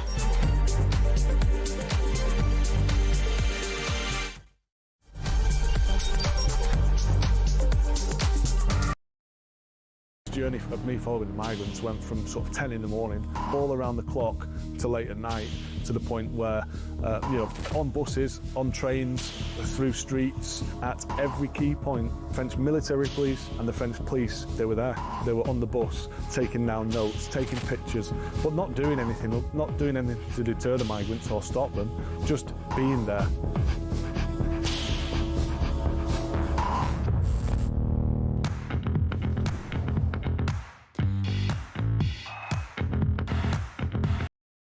Across the UK, on DAB+, on YouTube, on your mobile, and on your side. This is Talk.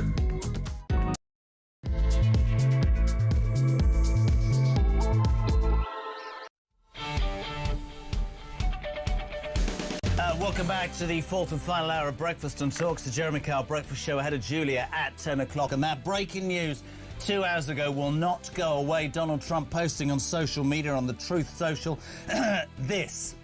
Shockingly, our brilliant NATO ally, the UK, is currently planning to give away the island Diego Garcia, the Chagos Islands, the site of a vital US military base, to Mauritius, and to do so for no reason whatsoever.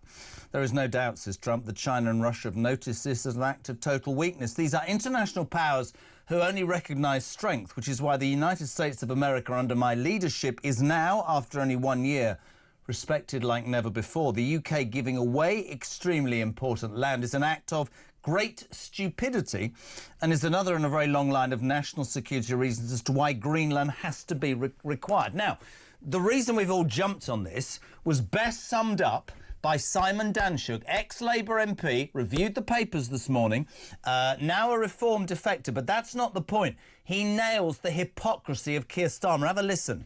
He is turning the screw on Starmer. It's as though Donald Trump's been listening to the show, listening to our conversation. I know. It's exactly what we've been talking about.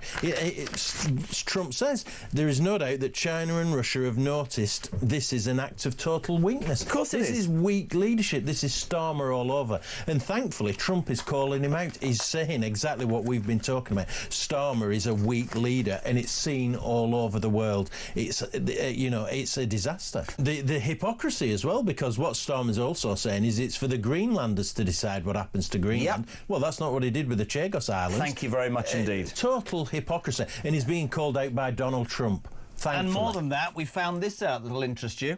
£34.7 billion is the cost of the Chagos Islands deal. Nobody agrees with it. He's given money and land to a people, Mauritians, who are in the pocket of China. The Chagosians didn't get a choice. And all of that under the guise of what? Being a human rights good man, so he can look good. No, we're humiliated. Earlier on, Nigel Farage tweeting, thank goodness Trump has vetoed the surrender of the Chagos Islands. To Kemi Badenoch, paying to surrender the Chagos Islands is not just an act of stupidity, but of complete self-sabotage. I've been clear.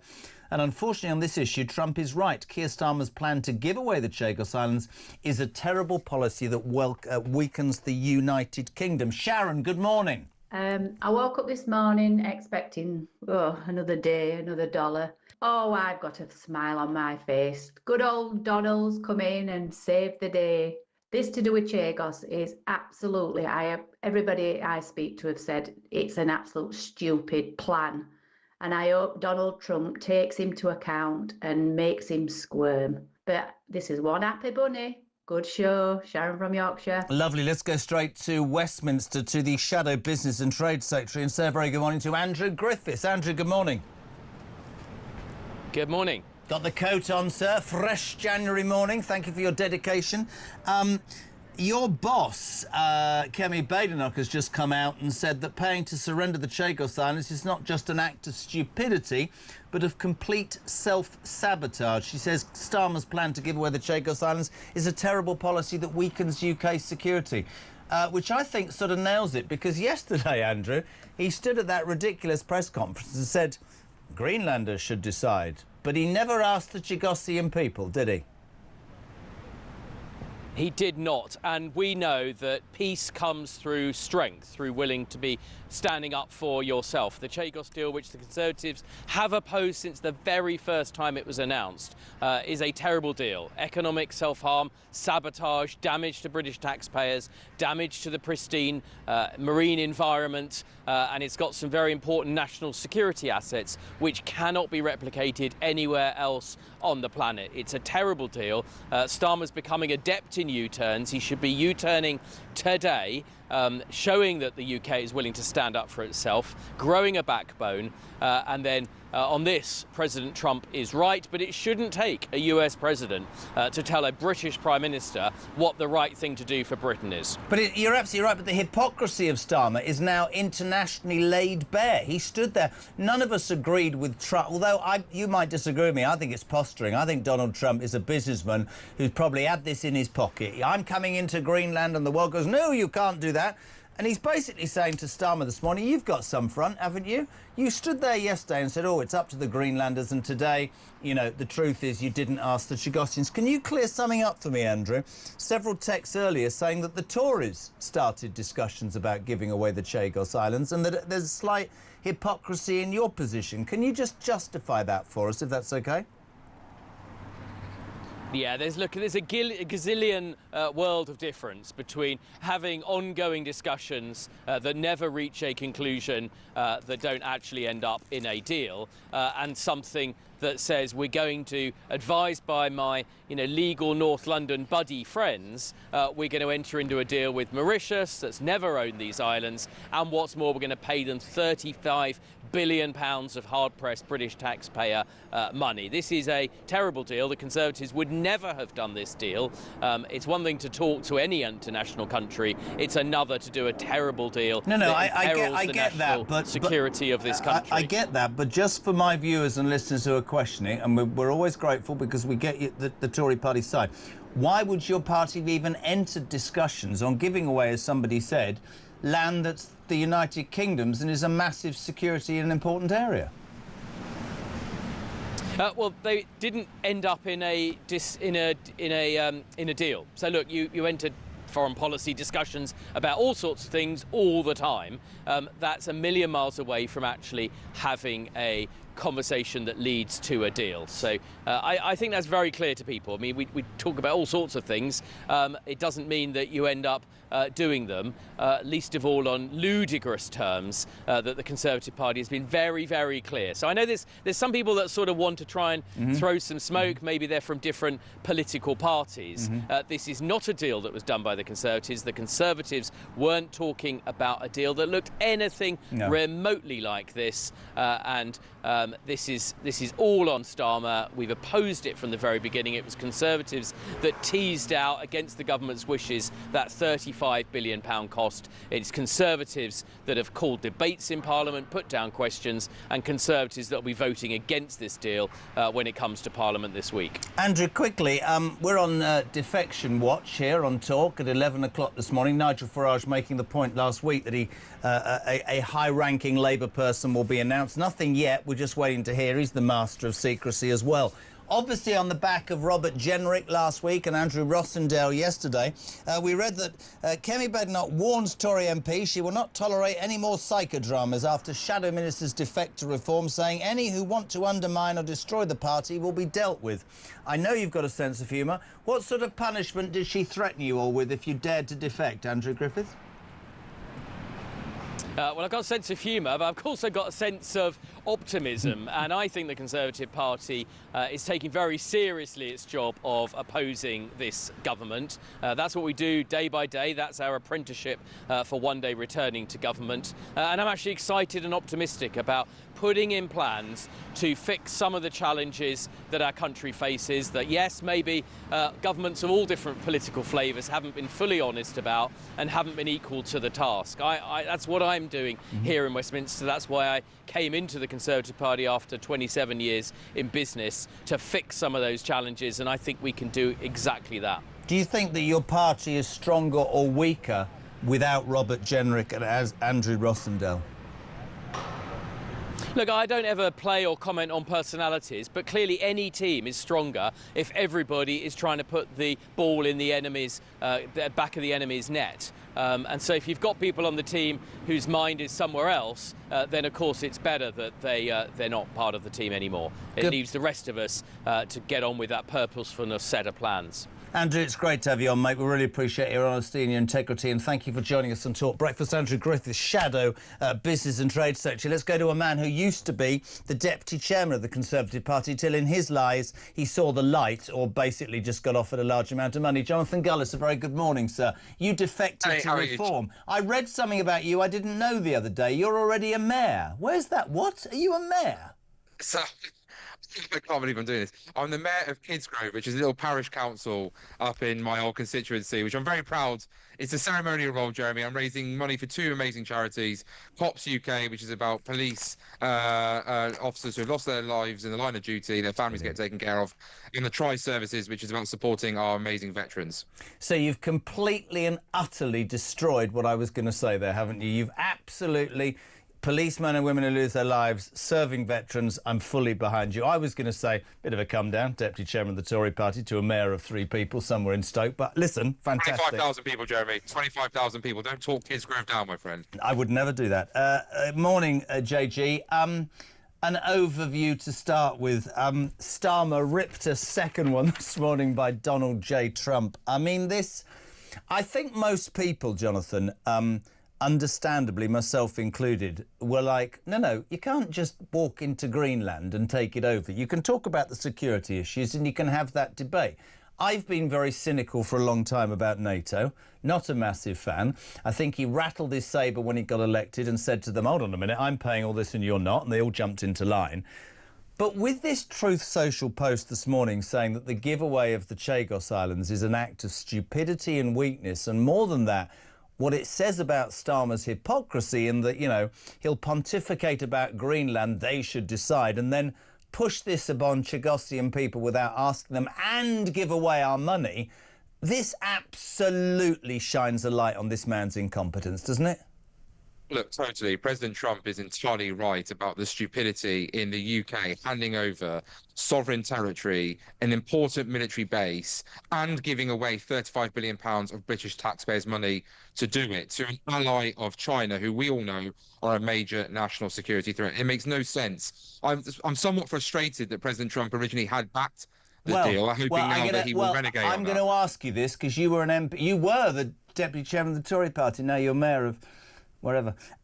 I think we don't always give Trump enough credit, JG, and I'm not trying to make him out to be a genius. He's a deal maker, he's a businessman, but, you know, there is an argument that says that he's had this under his hat for ages because he had Greenland planned and he wants it as a bargaining tool. Thoughts on that? Look, maybe, but I'm again deeply frustrated that originally he had signed the deal, but glad that he's now raising concerns about it. And look, when it comes to Greenland, I just think that is an act of great stupidity on the behalf of President Trump, because at the end of the day, I don't see why NATO allies should be bickering amongst ourselves when China and Russia are such a serious threat. And I hope that, as I say, there can be some diplomatic solution to this particular issue. I don't deny that there are clearly security threats from China and Russia in Greenland, and whether NATO needs to have a serious look about how many troops are deployed there and how that would operate and work, then let's have that discussion. But at the end of the day, when it comes to Chagos, absolutely, the UK should not be surrendering its territory. That is what a weak country does, not what a strong country does. It should not be giving £35 billion of British taxpayers' money away to do it. And it certainly shouldn't be doing it, on top of all that, to hand over to Mauritius who are in the pocket of China, therefore putting our troops and our military at risk, as well as the security of that particular region and our allies in places like Taiwan. Couldn't agree more. And also the small cost of his Chagos deal, we found this earlier, is £34.7 billion. And as I pointed out, and I make no apology for this, JG, that is a third of our national debt that's costing us $10 billion a month in interest. So why would you not go for a country that apparently has got no money because food's up and energy's up and council tax is up? We apparently have no money. Oh, but you found $35 billion to give away to Mauritius, who are in China's pocket. And can I repeat, because it's 9 o'clock and I'm allowed to, I do it every hour, the Mauritian people won't be paying tax for 18 months because they're now debt-free because of the money our Prime Minister gave them.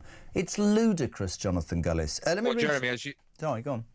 Oh, sorry, I was about to say, Jeremy, that is the salt that's being rubbed into the wound of the British taxpayer. To hear that our money is going to be used to give people in Mauritius a tax-free lifestyle is utterly insulting beyond repair. And I think that that is, just like you say, further damage to Sir Keir Starmer, who has the worst Prime Minister in the history of British politics. Even the polls suggest that too. 75%. 75% have a grim new view of him. That's 3 out of 4 people think he's the worst Prime Minister ever. But, of course, that doesn't beg... There's a bigger question, JG. 7% said I don't give a damn, which meant that 18% of the people that YouGov spoke to think he's doing a decent job. I think they need to be deported, don't they? Well, they certainly need examining, Jeremy, I think it's fair to say. Look, I think we all know that there's going to be a base of Labour supporters, and I suspect that 18% is the hardcore Labour voters that will cling on to the party for dear life, whoever is the leader. But maybe those people out, maybe London-based, should actually come and visit places like Stoke-on-Trent and try and tell people in my region, where they're now facing the third increase in council tax of 4.99% under this Labour-led council in a row, and have needed another bailout. Again, the trilogy of bailouts that no one wanted here in Stoke-on-Trent, to the tune of around £70 million. It's going to cost £10,000 a day in debt interest per Stoke-on-Trent resident. That's what Labour's doing to communities like Stoke-on-Trent, as well as other regions of the country. Back to... listen, I love the fact that you do your bit, and it's great. Well, Maggie's in London. Only an idiot of a leader like Starmer Sutra could make an enemy out of our once great ally. Gary in Bolden, you'll love this, Jonathan. Hopefully now, President Donald J. Trump will do us all a favour and launch a similar raid to the Maduro one in Venezuela. Capture Starmer for humanitarian reasons, you understand. And Adrian says, correct me if I'm wrong, but didn't his Trumpness give the thumbs up to the Chagos deal last year? I remember being really disappointed by this and had the feeling Trump was laughing at it behind his back. Maybe it was up his sleeve, which is what we said already. Can I talk about the other thing that's causing consternation this morning? Jonathan, the Chinese mega embassy in the centre of London near fibre optic security cables and cameras and all sorts of stuff. Everybody's going, hold on a minute, Starmer, are you mad? There's proof that the Chinese are trying to take over the world. There's proof that they've spied on us, and you're going to allow this to happen. Who knows what the hell's going on? And he's going, well, I think it's a very good idea. That has to be stopped. I'm wondering if Trump will wade in on that next. Well, I certainly hope that the Prime Minister will not allow this super embassy by China to be built. Like you say, it is clearly a severe threat to our nation's security. But what concerned me is, I think when it was rumoured the government were reconsidering their original position, which was to approve it, the Chinese government put out communications that essentially inferred, from what I could read of them, that there was some sort of deal done when Starmer visited President Xi in China not long after being elected, and there was some sort of reciprocal deal that they would give us some investment, which was basically peppercorn rent to the Chinese state, in exchange for this embassy to be approved. So my worry is that Starmer's allowed himself to get tied in to a deal that never needed to be done. He just doesn't get much right, does he? I want to take a call because we love you. You're going to be on Talk again soon, aren't you? We love having you on the station. Let's go to Southampton. Paul, you're on Breakfast with JK, and Jonathan Gullis is with me. What you got, Paulie? It's just that Starmer has been played so brilliantly by Trump. It's so good to see that the hypocrisy of this guy is just being shown out at an international level. Embarrassing for us, but I think it needed to be done. Well, listen, I couldn't agree more. Amanda says, JG, Starmer's humiliation now seen by the entire world is it's karma at its best for the spite and hardship he's brought upon the British people. And morning, Jake. Please get me Jonathan Gullis's face as I read this one out from Steve in Lincoln, because I want to see JG's face. There you go. Let's be honest, Trump has bent Starmer over and shown him the Kama Sutra. I think that's probably quite true. It is fair to say the humiliation is utterly complete. Chinese embassy, this whole deal with Greenland, and this sort of mess of kowtowing to his own backbenchers at every toss and turn, not able, in fact, to bring anything through. No sort of direction, no sort of oomph. Talk today as well. I know you defected to Reform. A couple of things on that. Nigel had said that he was going to announce today a Labour defector, which is obviously big news. Lots of names going around.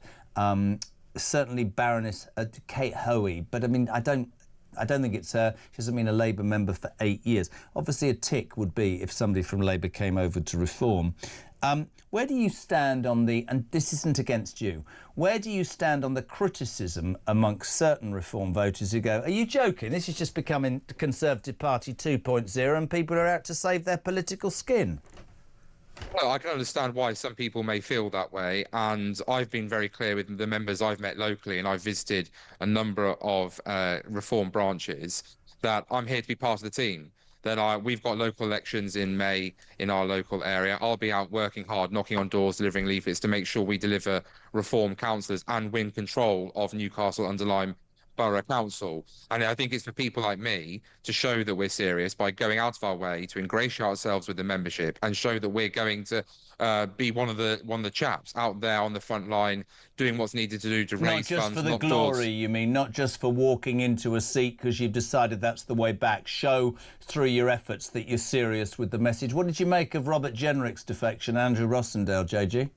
Obviously, I was delighted to see both of those former colleagues of mine now, obviously, colleagues again inside Reform UK. I think Andrew is a very principled Conservative, and it's sad to say that he feels the Conservative Party has abandoned him at the end of the day. And as for Robert Jenrick, he's one of the most high-quality talents that we have in UK politics. Look, I was certainly sceptical of Robert when I first entered Parliament and was on his case a lot about asylum hotels. What I can tell you is I then spent a lot of time discussing the issue with him and saw firsthand how much he was at pain with what the then leadership of the Conservative Party was doing or not doing in many cases. And the fact that he had the strength of character to bravely resign when he realised that the government of the day wasn't going to take the issue seriously enough shows that this is a man who is sincere, that is principled, and believes in what he needs to do. And I hope that the small smattering of Conservative MPs who I believe firmly deserve to be in Reform UK, Katie Lamb, Nick Timothy, Jack Rankin, Andrew Griffiths, these are high-quality people that I think should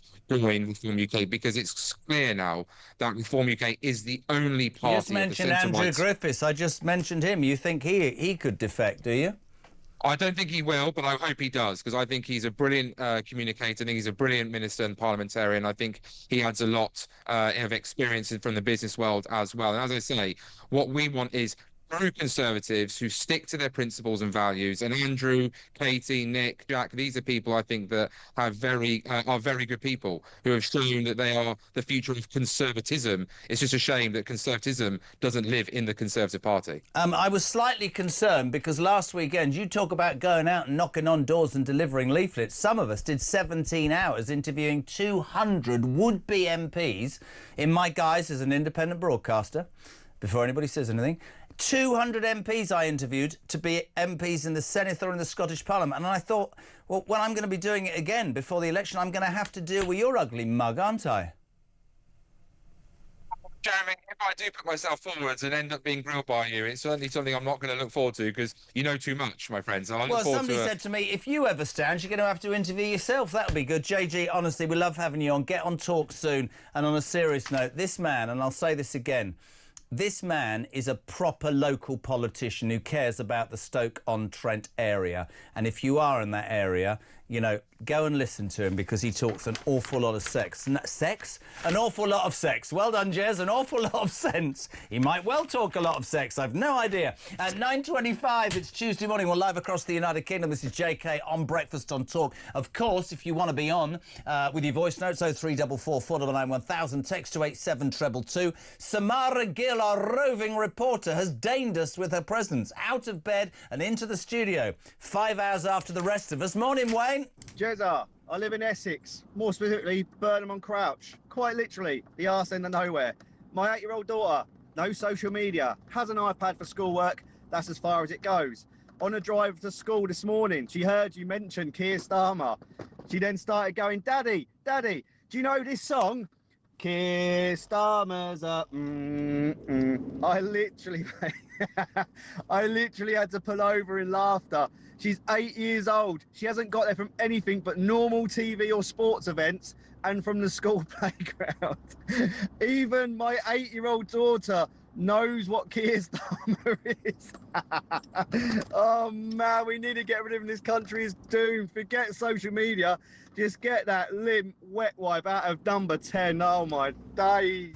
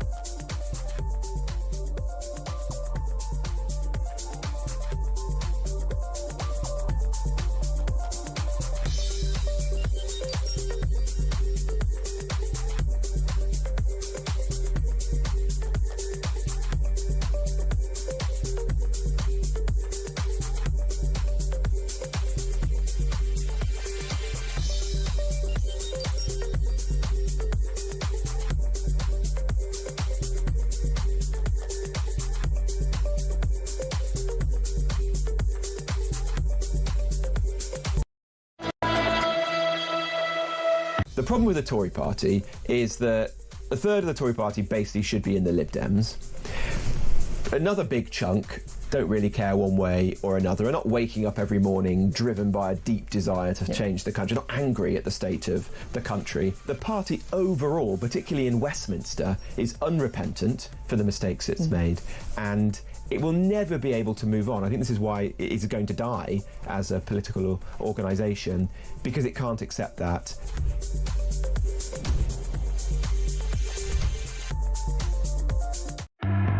Across the UK, on DAB+, on YouTube, on your mobile, and on your side.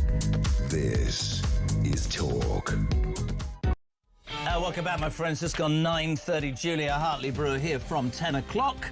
And, of course, Ian Collins, the housewife's choice here from 1 o'clock this afternoon. Samara Gill, our roving reporter in a tick. Morning, Mike Faulkner.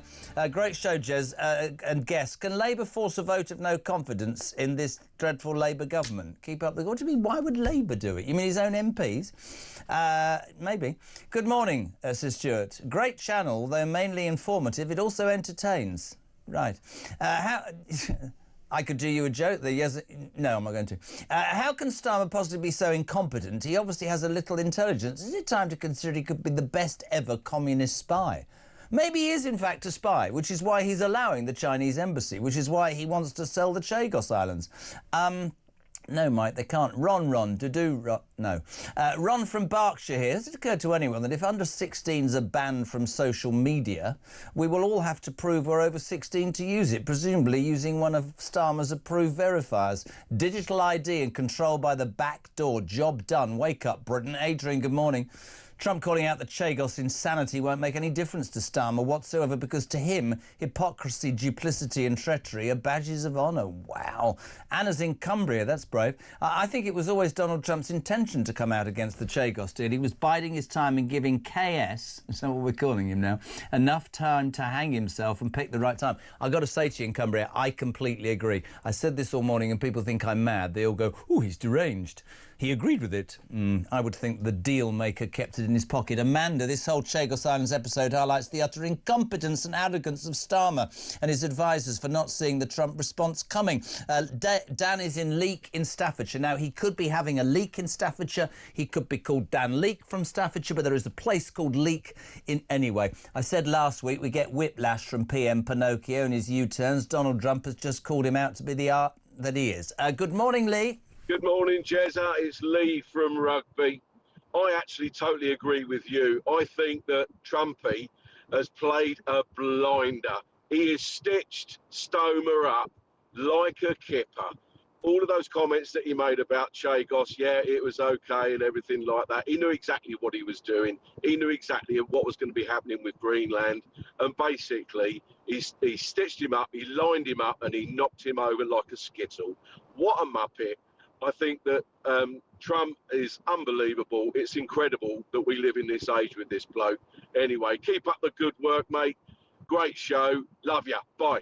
I think we paid him to say that. 28 minutes to 10, I say a very good morning to our roving reporter who's looking very sort of dishevelled in a good way this morning. Windy. Is it windy out there? Dishevelled in a good way. No, look, the problem is I've literally had to fly here what, because... in your own helicopter? Yeah, well, you know how it is. You know the budgets of this place. Yeah, all the way from Mayfair. Yeah.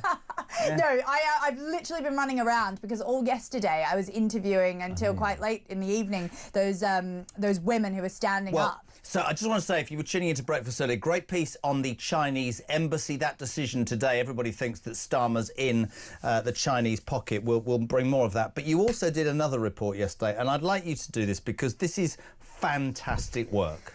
Look, Jennifer Melee, she is a NHS nurse. Now, she was treating a pedophile who, on his sort of registration, it said that he was a he, but the he identified as a she at the time. And Sorry, a convicted paedophile? Convicted pedophile who was in a men's prison. That he's a so she knew she visited the prison to nurse him. He had come to St Heliers Hospital in May 2024 to receive treatment. I mean, honestly, sometimes with the way that I think about pedophiles, I don't even know if I could treat one, to be honest, if I was a nurse or a doctor. But she did that. He obviously was a total troublemaker and he started sort of going around having a bit of a breakdown. She called him Mr. She sort of said, settle down, Mr. And apparently he misgendered this transgender pedophile. She misgendered this transgender pedophile. He called her the N-word. He called her multiple different slurs, yes, because she is a woman from that, from Africa, from that part of the world. She's a black woman, yeah, he exactly. He called her the N-word? Yep, multiple times. And he fiddles with kids? Yes. Are you about to tell me she's going to get into trouble for this? So her rights were put below this pedophile's. She was subsequently dismissed from her job. This was 2 years ago. She hasn't been able to work. She was almost crying with me on College Green yesterday because all she wants to do is get back to treating patients. And it's quite ridiculous that the Nurses and Midwifery Association, wouldn't help her, the NHS as well. She's potentially facing the sack today, JK. And if the Who tribunal... decides? What tribunal? I'm pretty sure it's the High Court Tribunal. And she'll find out today. It's in Epsom. I'm going down to Epsom. It's been multiple layers. So it's been multiple layers of different legal battles. Obviously, the Darlington nurses last week had a massive win. They were also dealing with a very, very strange individual who is identifying as a woman going into their changing rooms. I know you're young and vibrant and intelligent, and I'm old. let me get this right. I now live in a country where a bloke who fiddles with kids and goes to jail and decides he wants to be a bird, sorry, woman, goes to hospital and a hard-working nurse misgenders him 20 years. By mistake. 20 years. He calls her the N-word and she's going to be sacked. That's it. I'm done. Shows your report. This is the madness at Samara. It's the Employment Tribunal, by the way. I don't know why. It's very early in the morning for me, Jeremy. This is brilliant, by the way. Jennifer Melley, we're going to throw our absolute support behind this woman. Jennifer with Samara yesterday. Have a watch, have a listen. What would you say to Keir Starmer, the man in there right now? I mean, I saw him speaking this morning at a press conference. I mean, it just seems like he hasn't got a backbone at the moment. It's such a disgrace for us that our MPs, Keir Starmer, just sweeping it under the carpet is traumatizing. All that I can say, but honestly, I love my job. I work so hard to achieve this, and it's going to be terrifying to face the panel for them making a judgment that is really unfair for standing up, calling a man a man. He is a man and a convicted pedophile for that matter. And I treated him with kindness and respect. My daughter right now, she had to resign because she's a newly qualified pediatric nurse. She only served for 1 year. And her watching me going through these difficulties, really it affected her. Why does the NHS still not actually acknowledge the Supreme Court ruling? Why is that? Look, these women are being thrown under the bus, and that's because you've got people in these organisations who are completely captured by rabid gender ideology, and they can't accept that the Supreme Court has set out, it didn't change the law, it set out what the law says, which is that you can believe in biological sex is real, it's important that women can have access to female-only changing spaces, and yet all of these women are being hounded and harassed by their workplaces. They face huge stress and huge worry when they have done nothing wrong. I mean, what would you say to Jennifer? I would say to Jennifer, stand strong, walk in with your head held high. You have done absolutely nothing wrong. And we, as the Darlington Nursing Union and the Darlington nurses, are right beside you every step of the way. I hope she gets a positive result. I'm here to support her as well as the Darlington nurses. I feel we've all been here together and we're all pushing for the same result. Absolutely. Can I just compliment you, Samara? I mean, we can get lost sometimes on this station, on this show, big things. That is utterly, utterly, utterly disgusting. You're going to the... I just want to repeat that to anybody with a brain cell. You've done 20 years as a nurse. A convicted paedophile who fiddles with kids comes into your hospital and you misgender him by mistake. Yeah. He calls when he's lashing out. He calls you the N-word and you risk losing your job. That's modern Britain. That was Well, Britain. I tell you what modern Britain is. Yesterday, that dreadful woman, Lisa Nandy, who's the culture secretary, when asked if reform was fascist, said, and I quote, "In my experience, if it looks like a duck and it walks like a duck, it's probably a duck." And we had somebody write in, which I think is very relevant to now. He said, under Labour, if it walks like a man, dresses like a man and talks like a man and has a penis, it's probably a woman. And you laugh, but that is madness for that Jennifer lady.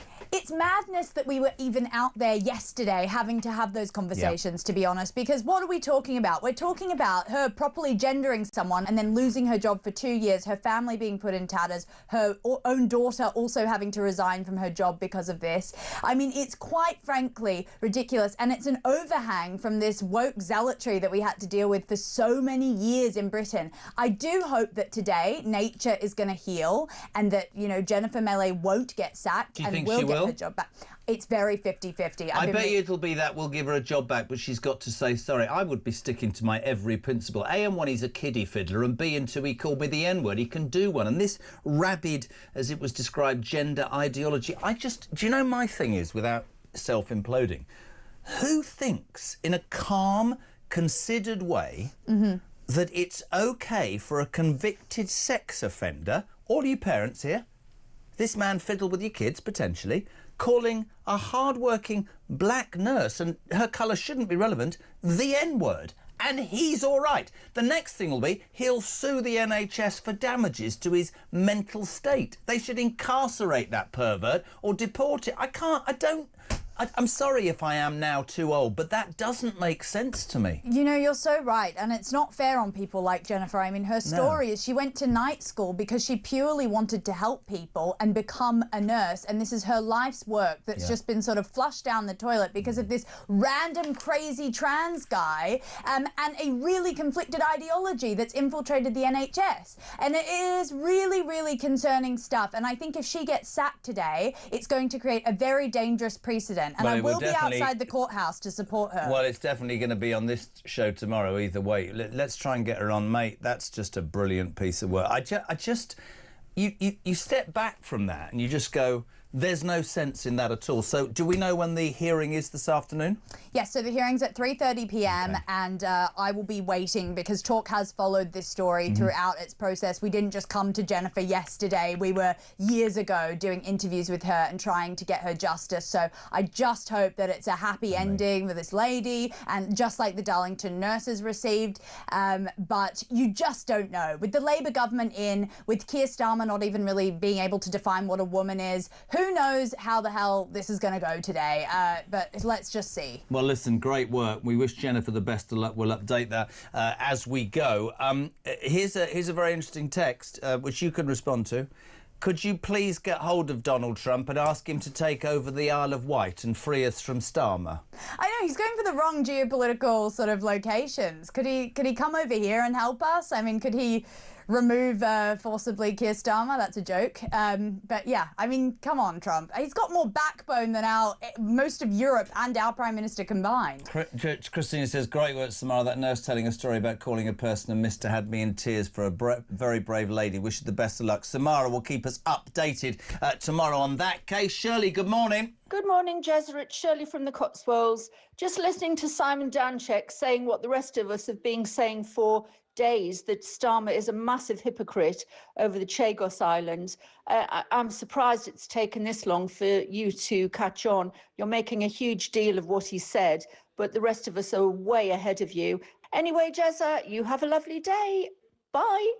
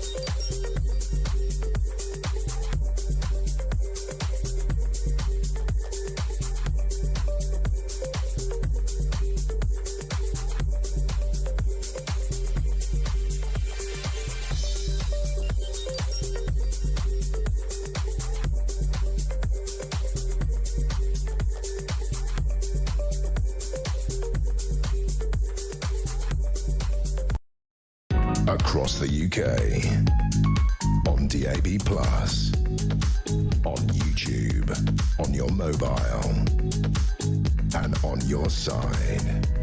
This is Talk.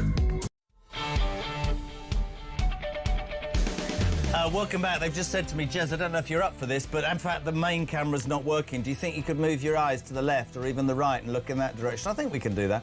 Welcome back. Breakfast is nearing the end. What an extraordinary sort of sequence of events this morning on Talk. We were just talking about, you know, Starmer being hopeless and his approval rating and the U-turns and waiting for that defection. We still don't have any information about that from Reform. And then this blindingly outrageous moment from Donald J. Trump, Truth Social post just ahead of 7 o'clock when he said, and I quote, that noise was somebody trying to mend the camera. Shockingly, wrote Donald Trump, our brilliant NATO ally, the United Kingdom, is currently planning to give away the island of Diego Garcia Chagos, the site of a vital military UK base, to Mauritius, and to do so for no reason whatsoever. There is no doubt that China and Russia have noticed this act of total weakness. These are international powers who only recognise strength, which is why the United States of America under my leadership is now, after only 1 year, respected like never before.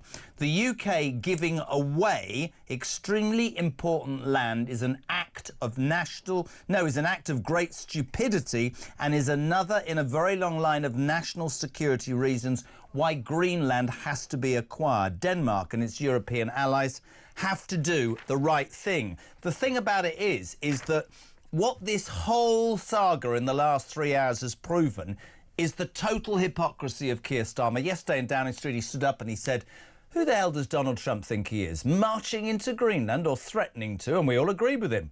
It should be about the Greenlanders deciding. and we all agree with him. But when this became apparent that Trump threw the Chagos Islands back at him today, anybody with a brain cell went, hold on a minute, didn't you give away the Chagos Islands to Mauritius plus 16 billion quid without asking the Chagossians? So you're a hypocrite, mate, aren't you? Farage tweeted earlier, thank goodness Trump has vetoed the surrender of the Chagos Islands, because trust me, Nigel's right on this. This won't go ahead if Donald Trump doesn't want it. It ain't going ahead. I think it'll be a bargaining tool to Greenland. I think it's a whole deal.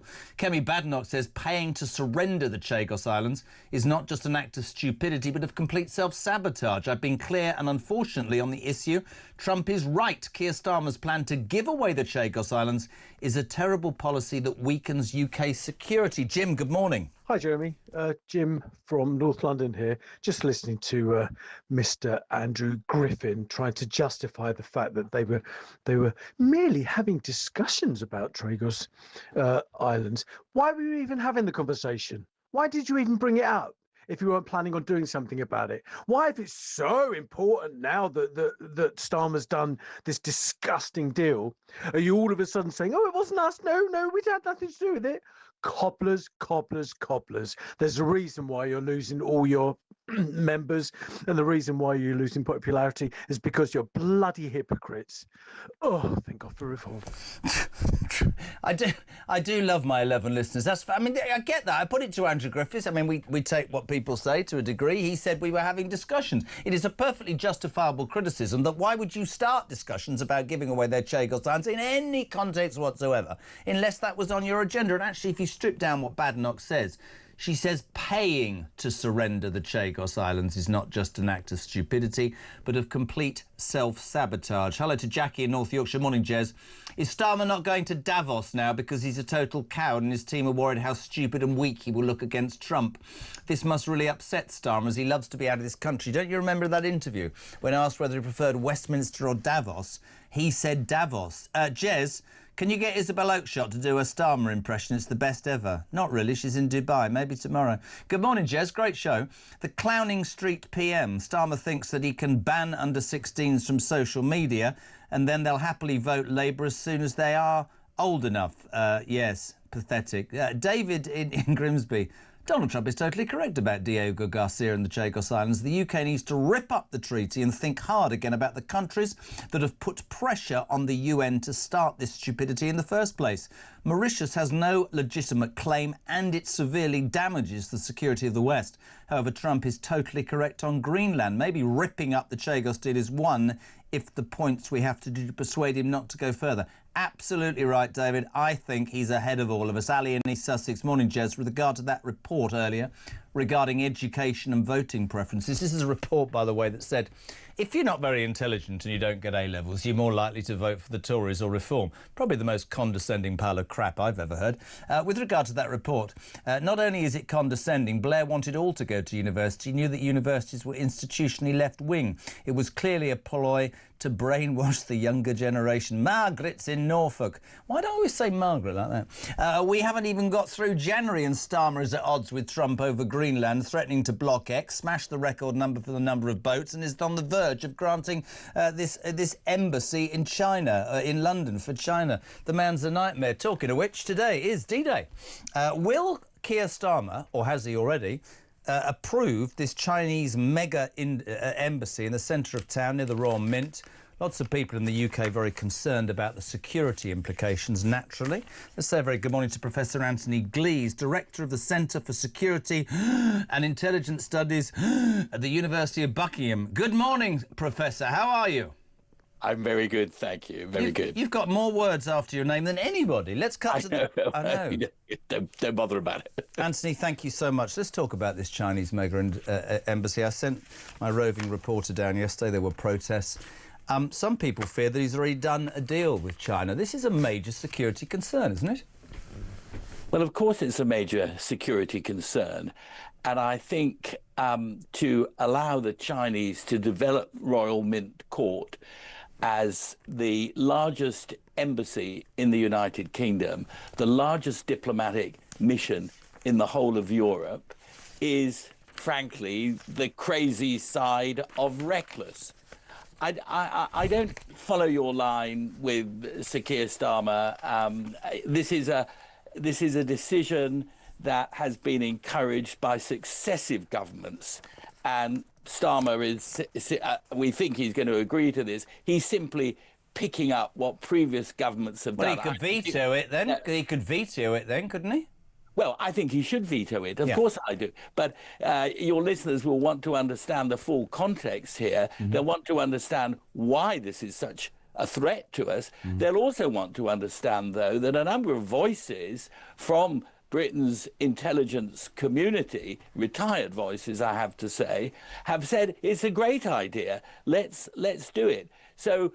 Why? Any idea why they've said that? They're putting forward curious reasons. Lord Evans, a former Director General of MI5, says that if you concentrate all the Chinese in one building, it's easier to keep an eye on them than if they're dispersed in lots of small buildings. And what's bizarre about that is that if you've got to trail 1,000 people, whether you're trailing them from several places in London or one place in London, you're still having to trail 1,000 people. There's nothing to be gained by concentrating them. And what Lord Evans appears to ignore is the fact that the super embassy, it won't only be an embassy, it will include something called a cultural institute. So people will go into the embassy, they can be kept in the embassy, kidnapped or beaten up as they were in the Chinese embassy consulate in Manchester a couple of years ago. But Lord Evans says that's okay. We'll have 200 extra officials in the super embassy. Now, people may say, why do the Chinese want this super embassy in London? It's clear to me that the back of the Chinese mind here is that it would be a place from which to conduct intelligence operations, not just against the United Kingdom, not just against British universities, not just trying to bribe MPs. You know, we'll remember an MP was given £500,000 by the Chinese to help him with his work, but also in Europe. And we are seen as vulnerable. I know you and I may well disagree, Jeremy, about the consequences of Brexit, but one consequence is that we are out of the European security and intelligence framework. We've got a kind of hang on Europol, but basically the Chinese see us as a soft touch. So whether it's secret cables, whatever, this super embassy is a grave mistake. If you're in a security hole, you should not dig further and give the Chinese this super embassy. Now, other spooks are also saying it's a great thing. Former head of MI6 is saying, oh, well, we want a larger embassy in Beijing, so let's give them a larger embassy here. It's not MI6's job to secure the embassy in London. That's MI5's job. And others have said, well, all embassies spy. Well, all embassies do spy, but we're not all communist China. So it seems to me that whichever way you look at this decision, China should never have been allowed to buy the building. It bought it in May 2018 for £255 million. The then government, of which Boris Johnson was a member, I think, was perfectly happy with that. Oh, Chinese investment, wonderful. But look at that regime. And when our security community says, oh, we can deal with the threat, we have to say, no, you can't. Look at the botched trial of two suspected Chinese spies in Parliament in October. Listen, I've only got 30 seconds. I've got to ask you No, you've been brilliant. Very quickly, do you think it'll be verified today, the super embassy, yes or no? I think it will be, but it shouldn't be. Second question, would you give away the Chagos Islands and money? Well, again, we might disagree. In May last year... I've only got 10 seconds. You wouldn't, would you? We do what the Americans say. That's the trouble, Jeremy. We're in no man's land. Trump says jump, and we says yes, how high? That's got to stop. We're a strong Love country, having you on. Come again, Professor Anthony Lees. Good morning, David Malcolm. Jezza, this is Dave in Stoke. Can you send a message to Nigel Farage? Tell him don't name his Labour defector today. Let's keep Starmer and the Chagos deal. Headlines in the news. Cheers. Morning, Jezza. It's Malcolm in Devon. I'm listening to the poll for Stormer, or Comrade Stormer, and it shouldn't be 75% because I haven't voted, so it should be 76% that hate him. Cheers, bye-bye.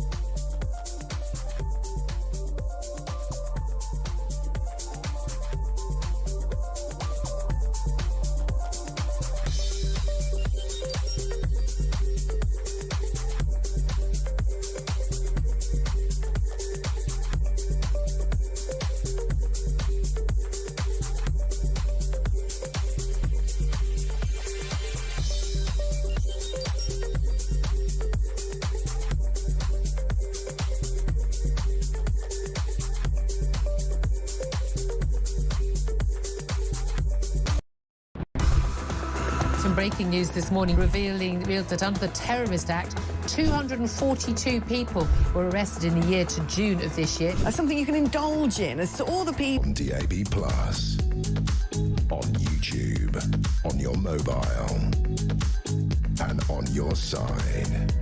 This is Talk. Julia Hartley Brewer is here. Yeah. You just said a really naughty word. Goodness, the microphone wasn't on. I'm not really that wrong, though. Lou's from Fowey. Morning, Jess. How can Starmer make this decision without some parliamentary vote? Is this man a dictator? Neil and Stoke-on-Trent. And this, did you hear the story about Jennifer Melley, this poor woman? If that disgusting kiddie fiddler used the N-word to the nurse who was doing her best to help a man in distress, instead of taking his side and sacking her, he should have his prison sentence increased. I don't agree. Oh, absolutely. Well, he absolutely should. I mean, I thought we weren't allowed to, like, racially abuse somebody, certainly in the NHS. They should be prosecuted, and said she's the one facing losing her job. Yeah, we talked about that with the Darlington nurses yesterday, who were very much on side. But this morning, waking up and saying, oh, Trump's been at it again. It's like the first term again, isn't it? I mean, going for everybody. Also, I'm very concerned. I mean, OK, slacking off our Prime Minister, fair enough. I mean, just join the queue. No, all fair points. I mean, no wonder his rating is down to. I mean, what amazes me is it's like 75%